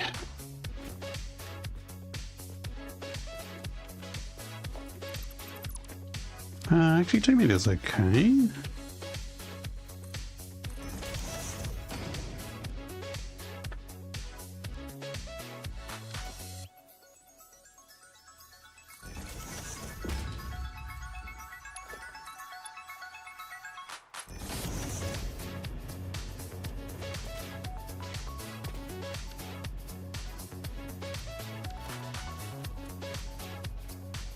Kind of need this to sneak behind everything. Actually, let's see how far I can get with a pipe.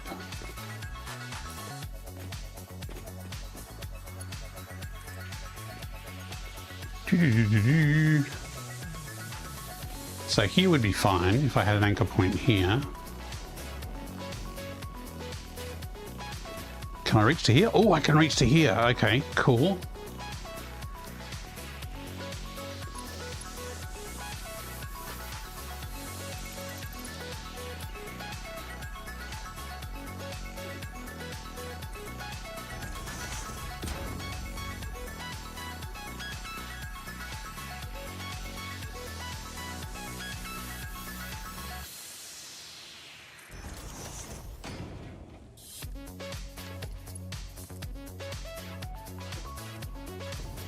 Unfortunately, I can't go up the hypertube while building a tube, so I have to walk up the stairs.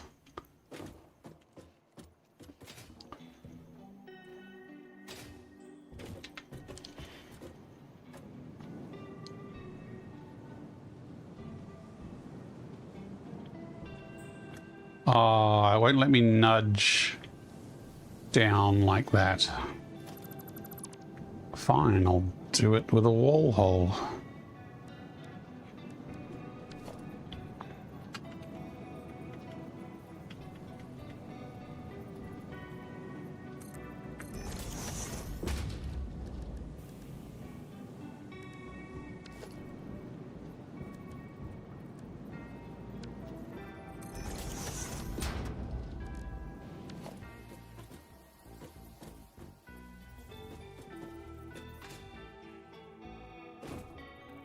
That's right, I got a jetpack. Why am I walking upstairs like a sucker?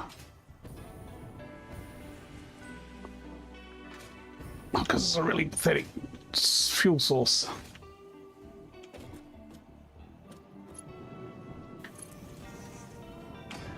Okay, so I've got the water going into a floor hole here, and I've got the pipe continuing out of a floor hole there. So if I aim at the hole here, that will snap to the bottom.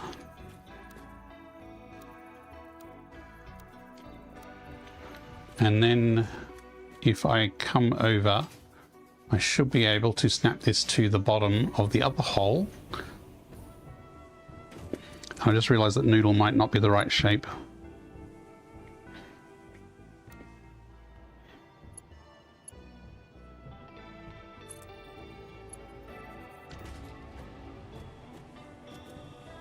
We will need a pump because we're going uphill a bit.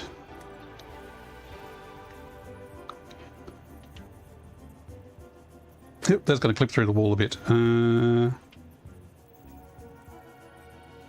no, you click, then you rotate.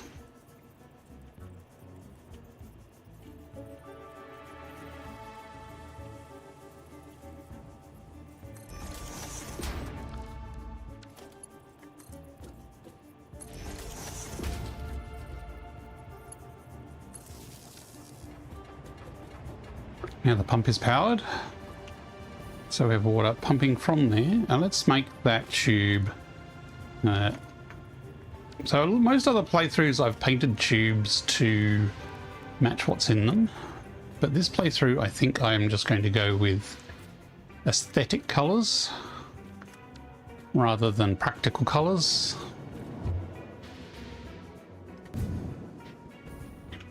I do recommend coloring them color-coded based on the fluids, because when you have pipes going every which way, it certainly makes it a lot easier if the water pipe is blue and the oil pipe is black and the other stuff one is purple and the fuel one is orange, etc, etc.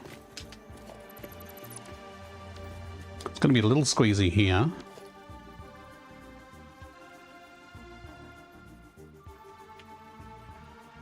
Yeah, let's just put it there.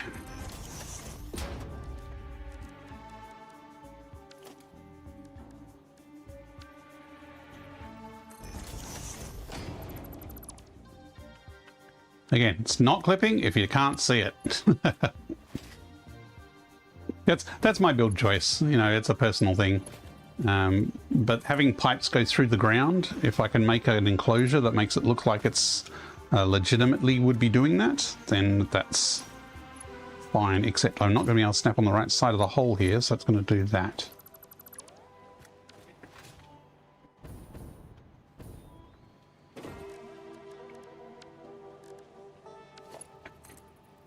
Actually, let me copy that pipe, because if you copy a pipe, you will copy the color. Incoming propaganda broadcast detected. Please seek shelter. Ad break time. What is the time? It is 10:30. I am going to finish this liquid fuel tonight. I am very close to finishing this liquid fuel tonight. I want to finish this liquid fuel tonight because I want this jetpack to actually be usable. Okay, so I'm going to pause here and have a bit of a stretch and a drink while the ad break runs on Twitch. And we'll be back after in about 3 minutes. Wrong button. No, it was the right button. Okay, back in 3.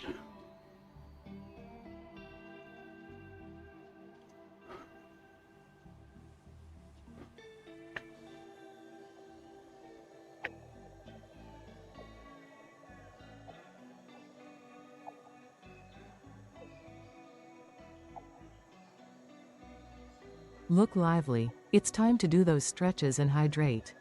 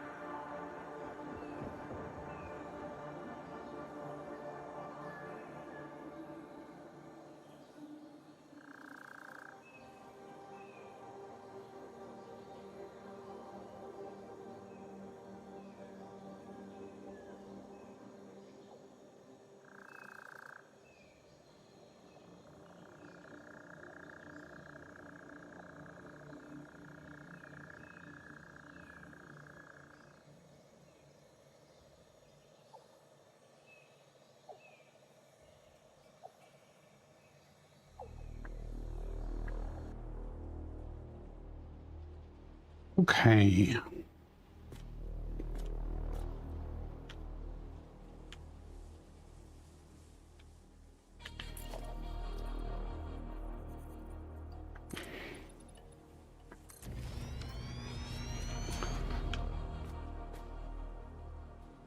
So we almost have liquid biofuel automated, but I've just remembered one thing we need is we need canisters.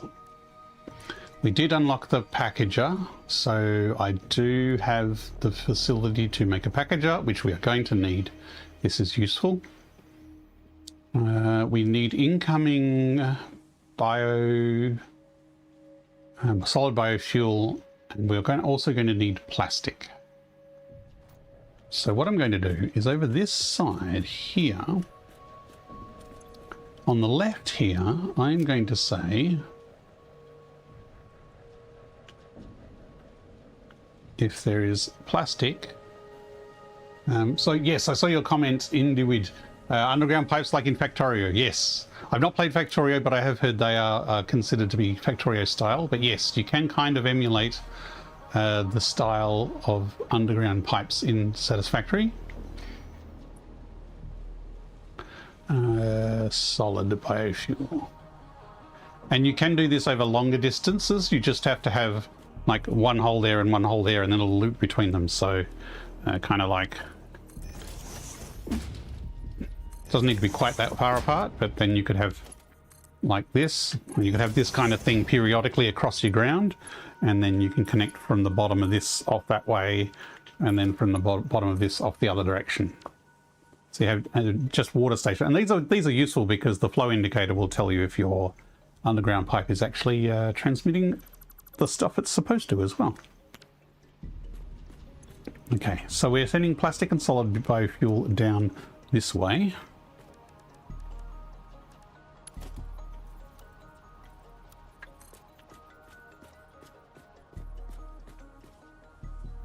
Really going to have to move those power poles.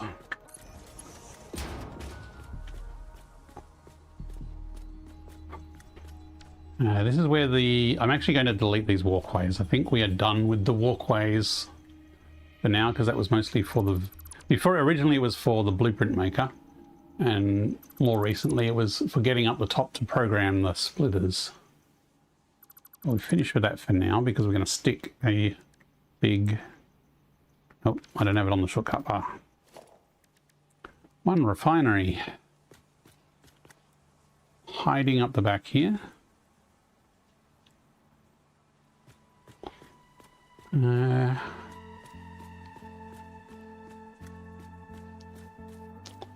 I might actually rotate it so it's facing this way.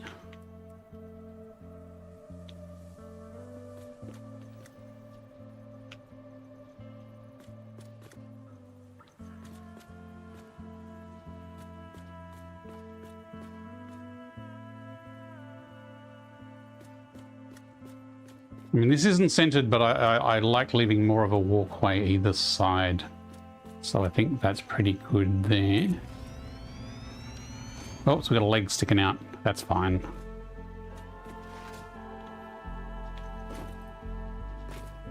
So this will be making liquid biofuel. Oh, I also need to send solid biofuel this way. So we need water. So let's grab a... let's make this a 1 meter. So we've got a shallow hole.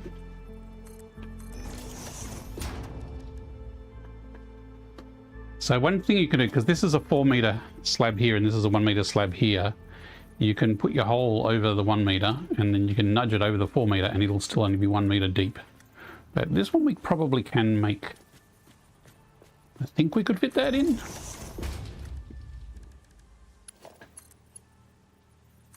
Yes, and now that one we can clip from there over to there. And that's orange, but no one will worry about that. Oops.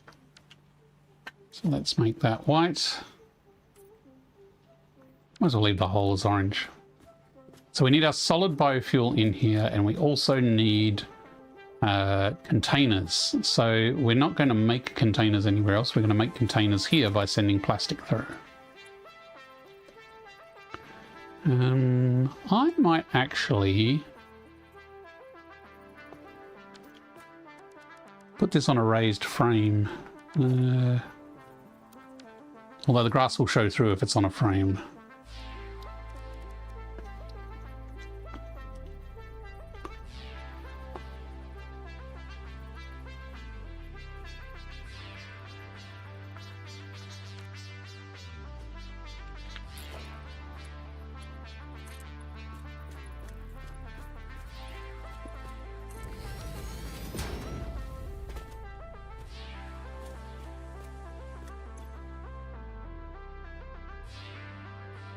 Yeah, oh yes, okay, because the liquid biofuel comes out, and it's the liquid biofuel we need to package. So the liquid biofuel will come out of here and then into the packager, which will be here. We could put it all in a row. Yeah, I'm going to put it all in a row. It doesn't need to be up on a ledge near it.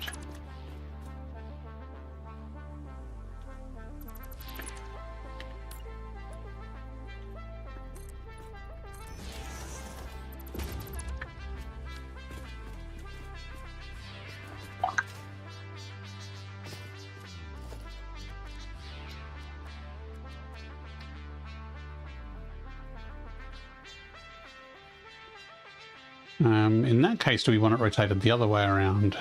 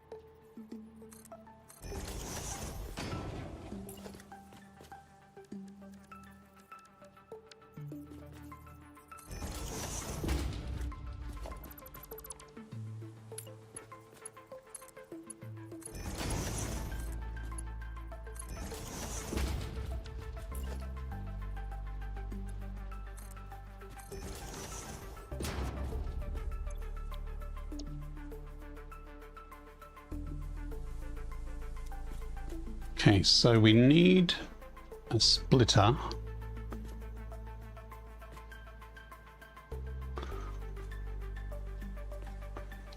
Maybe I should move that across, because we're going to need a conveyor going through with the plastic, and actually we're going to need a container of plastic. So the container of plastic will come over this side. That's fine. Okay, got it. Sort of making this up as I go along. So here, we need a smart splitter.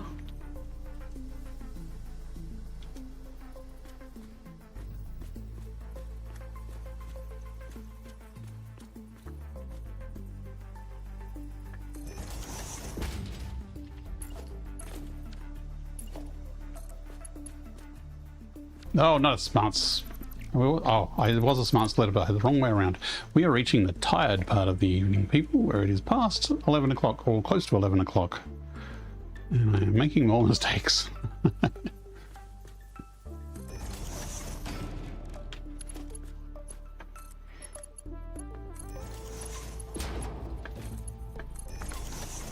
Okay, right side will be solid biofuel.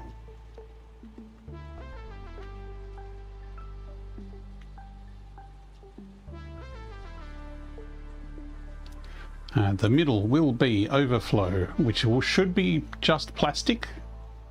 There shouldn't be anything else coming through here. I mean,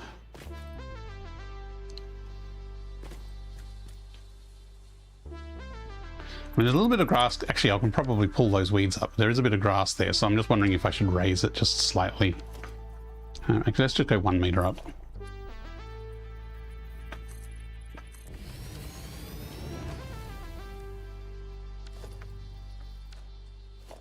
So I will build a container here just to hold excess plastic. So the idea is that you'll dump in plastic and you will dump in solid fuel and you'll get out liquid biofuel. So just a small one is enough because we don't want to have our entire plastic sink in here.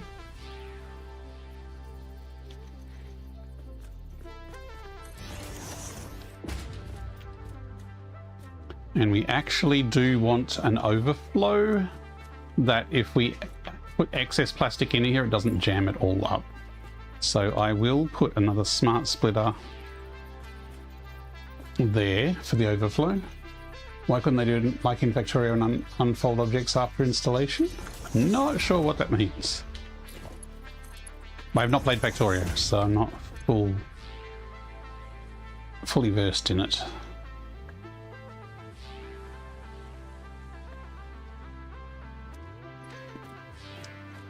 It's not the best position here.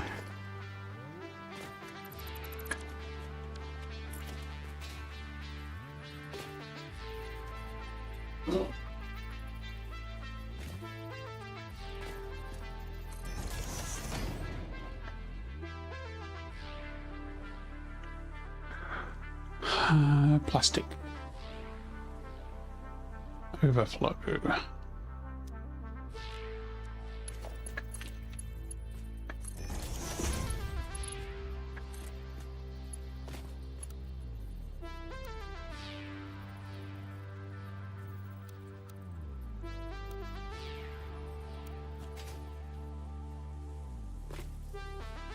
Yeah, okay, it's not the best position there. I might move this forward here so it's more of a direct line up. This will do for now.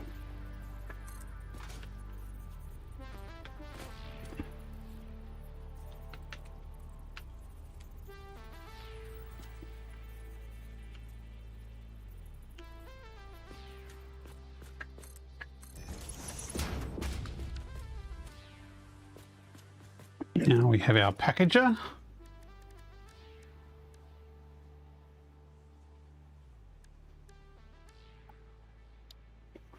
Actually, the packager probably could have shifted that container a lot further, because this is going to sit in front of this machine here.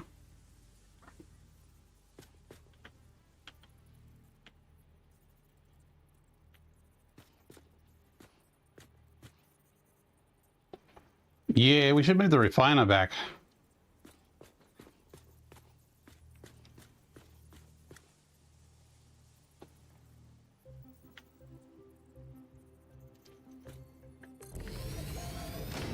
I'll get it right there eventually, folks. At least there's lots of room over here.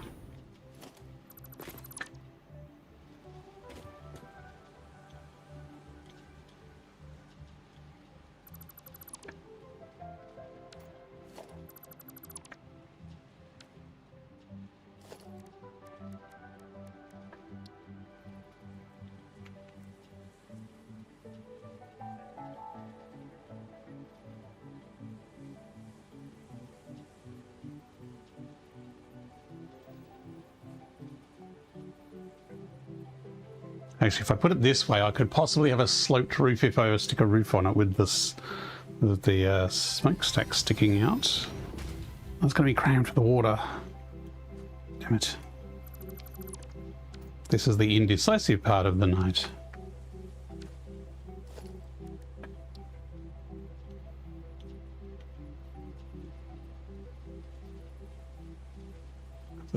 That'll do is a famous Russian meme from the fairy tale of Vovka in the Far, Far Away Kingdom.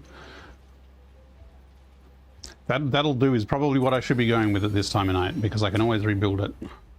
I'm fiddling around with minutiae here at the moment.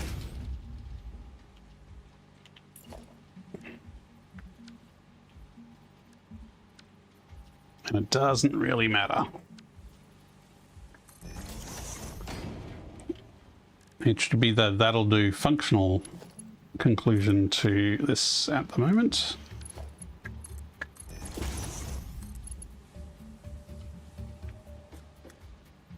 Oh, that's a, is that a 4 meter? That's a 4 meter. It's a bit too deep, I think.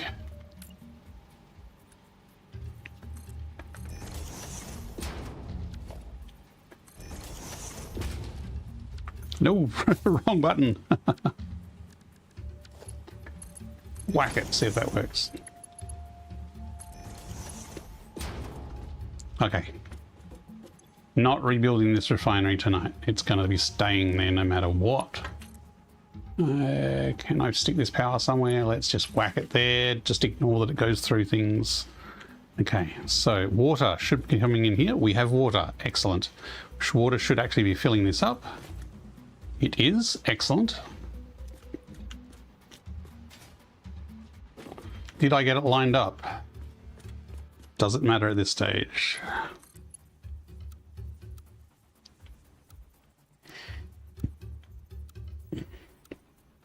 Why is the straight more horizontal to vertical than the other one?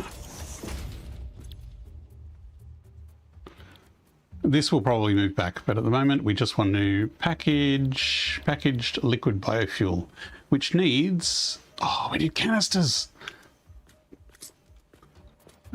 This is plastic, that's okay. I have done this before, it's just been a while. Of course you need a constructor afterwards. Especially one facing the right direction.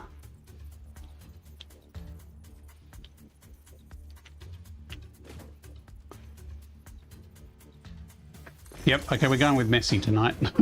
I'm going to have to rearrange this later. I forgot that I need to squeeze a constructor in there. The constructor is going to use the plastic to make canisters. And then those canisters I'm going to run from here into there. Beautiful. Perfectly lined up.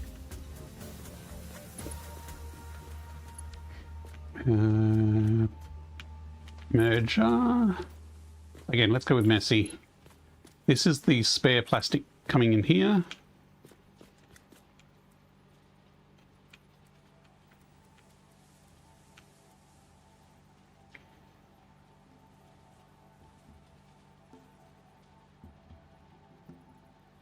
I'll just put it down. I'll rebuild it later. That's plastic overflow. There's no solid output coming into here. This has the packaged liquid biofuel. Packaged liquid biofuel. Gonna go straight into the merger, which will go into the output. So this will need power.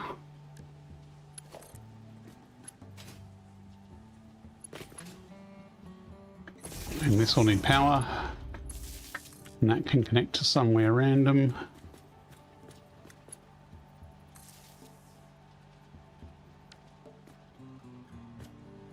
Yep, okay, that's enough. So if I've done it all right, I should be able to chuck solid biofuel and plastic in down below, and I should get liquid biofuel out above.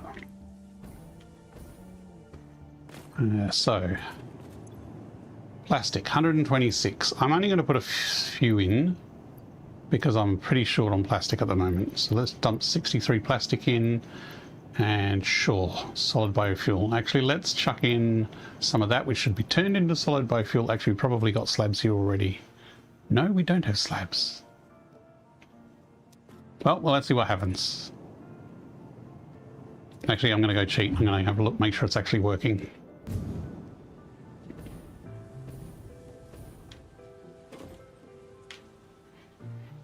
Okay, that's the biofuel. That should, oh, that's just overflowing. Did I not program this? Oh, I had it backwards. This takes the biomass. This is why we test things, people. Not barrel nuts. Okay, good. There is still stuff going through there. Why is that not exiting at that level? Oh, God. This is why we test things, people.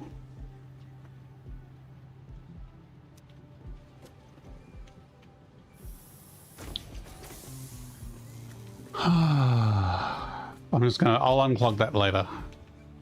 Okay, we have liquid biofuel being made. We have canisters coming in. We have liquid biofuel coming out. So that part is actually working at least, thank goodness.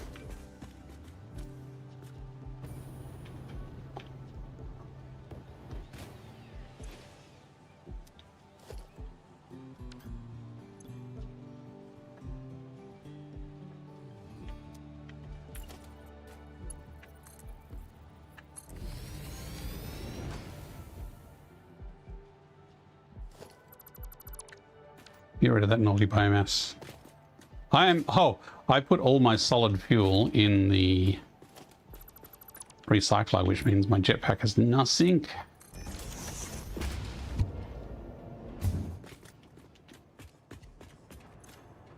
Yay! So some solid biofuel did come through, and we have some liquid biofuel. So let's just chuck more of that in.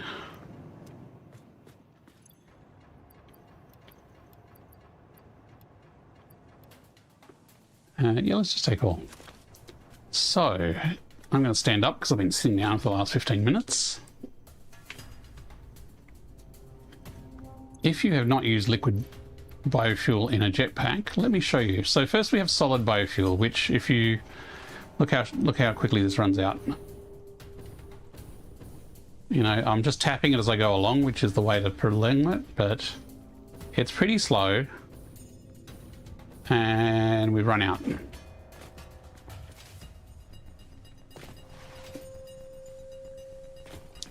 Now let me change my fuel to liquid biofuel. So you press this little gear icon here. And you say, prefer packaged liquid biofuel. Yes, please.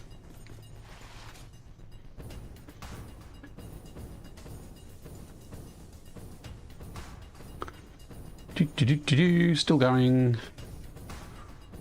Still going.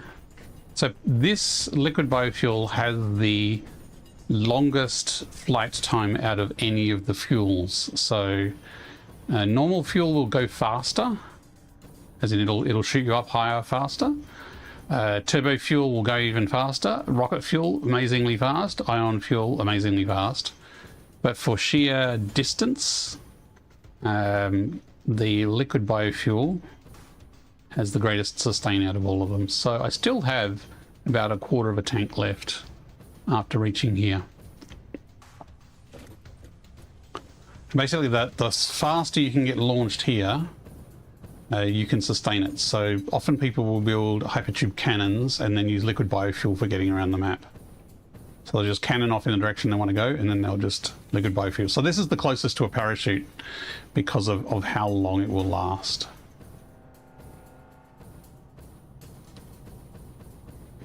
I mean, I am tapping it here. I'm not holding it down.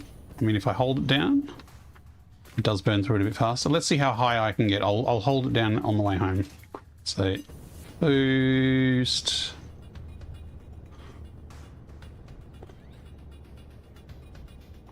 So this is a constant burn. And now I'm going to crater unless I quickly change the parachute.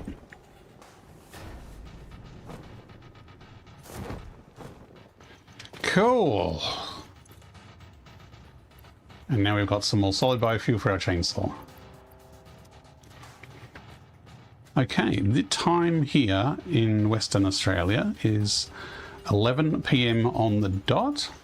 I think that's a pretty good place to wrap up. So, we started the session. Actually, let's check the unlocks because we might be able to do a little more here. We started the session unlocking a heck of a lot of tier 5 and 6. So tier 5, we have all of these unlocked. We're not bothering with petroleum power at the moment. Tier 6, we've just unlocked trains because I wanted to see if stations would fit in certain places. And because in my plastics factory, I want to have a station so I can figure out sizing for that. I want to do Mark II blueprints, but we're a little short on rubber and now a little short on computers because we use computers to unlock programmable splitters. So we will probably need to unlock industrial manufacturing just to be able to handcraft some more computers. Thanks, InduWid. Thank you very much for hanging out and for your questions and feedback. So this would be nice to do next because I want to use this to make my plastics factory. But we might need to just unlock this first, even if we're not making any of these items, because we really want to make the plastics. Now, we are short one of the 4 recipes I wanted for the plastics factory, but we can play a little game of hard drive roulette. So basically, when you unlock a hard drive, you get a free rescan. So if you go, gee, both of those are terrible, and yeah, I haven't used that before, but I'm not likely to anytime soon. Rescan, polymer resin, plastic smart plating. Both of those are not good. I don't need them at the moment, but that's it. I'm stuck. That I won't use. That is useful, so I'll leave that there in the buffer. Recycled rubber I need. Rubber, concrete, and insulated cable. They both sound not very useful at the moment. Rescan. Coke steel ingot. Diluted fuel is definitely one we need. I've never used electrode circuit board. I might hang on to it for now though.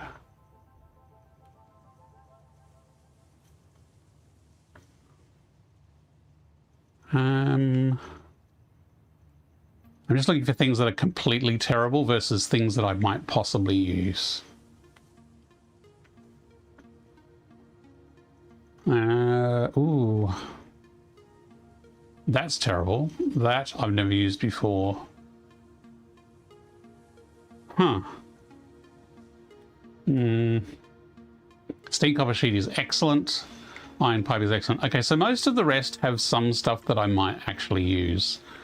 So I'm going to keep all these, and I'm going to go hard drive hunting, probably off stream, and just pick up a couple more hard drives to try and get the last recipe I need. So the last recipe I need for the plastics factory is recycled plastic, because I have recycled rubber, but I need recycled plastic. There's 4 recipes you need to make the most efficient plastic and rubber recipe. And I should also try and maybe tidy up the poor doggo's pool, since I've chucked a big extractor in their pool. Let's see if they've got anything before we go. Heavy frames, good one, Scratch. Need computers more than heavy frames though currently. George, someone keeps giving me aluminium casings. Was it George last time? Snowy with the electromagnetic control rods. This is good late game stuff, but I need computers, guys. And Timmy's with the silica. Great, Timmy. You're going to send me nightmares. I have a steel canister, no need for plastic. But then I'd have to use steel, and I'm making them right here. But I could, I guess, drop steel beams instead of plastic in. That is a possibility. But I'm about to build a factory that will make massive amounts of plastic, so making plastic canisters is fine for now. And this is our old Sloopomatic. Now that we've got the recycling center, I need this less, but I might leave it here just in case there is something I want to hand bulk craft. And I'll leave that as my rubbish bin, because this doesn't have any sink in it. Basically, it's an input-output. So if I do get complete junk in here, or I get DNA and I want to recycle the DNA, I'll pick it up here and I'll chuck it in the recycling bin. I might bring that a little closer, maybe to filtering. Okay, cool. And I've got a new hypertube lift up to the top.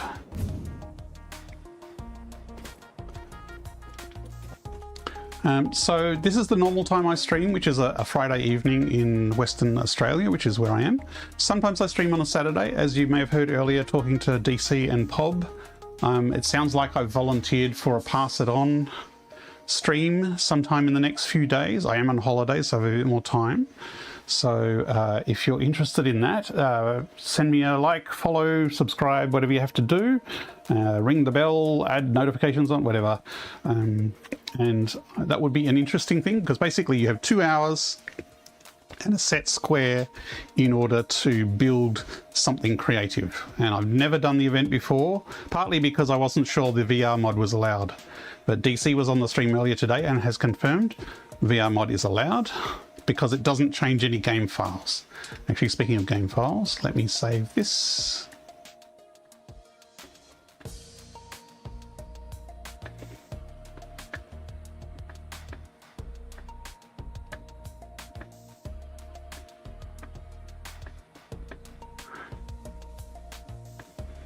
I might try those newfangled YouTube posts and Twitch stories to let people know. Actually, I'll update my Twitch schedule as well when I'm doing the Pass It On, so people know as well. Okay, I will go to the exit screen and I will raid out to somebody.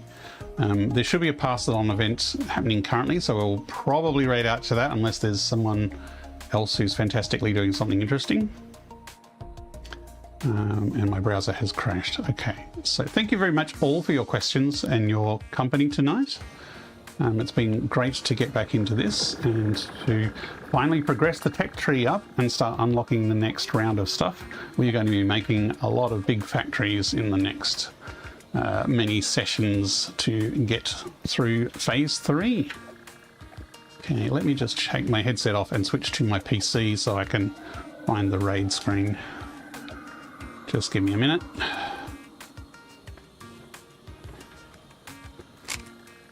Headset off.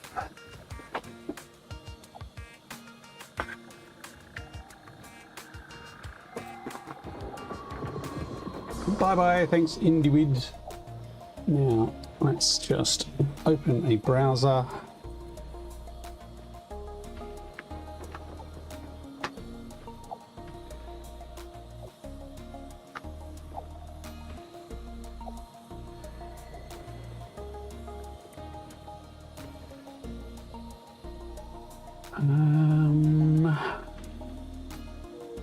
There is a... Let me just load up the pass it on schedule because I don't know everybody who's on it. Actually, they were looking for someone to be on it. Hopefully they found someone because I said, too short notice. Okay, Geometric Chase is currently on. That seems to be the person doing it currently.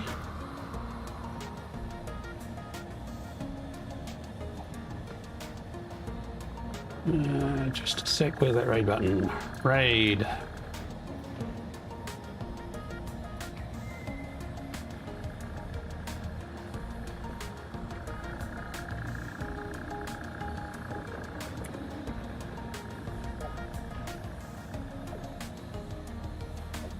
Why won't it find it?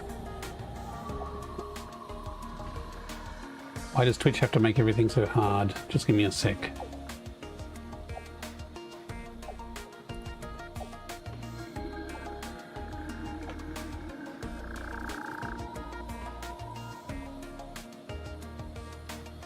Ah, there they are. Oh, it is Nagrath Demon on currently. That's different from the schedule.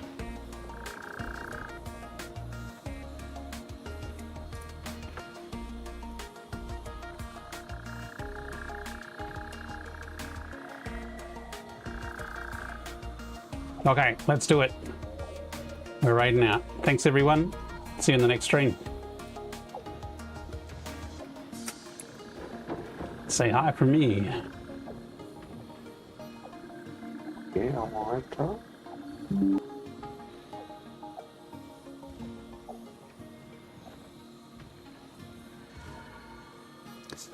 Catch you later, Frack. See you, Dippy.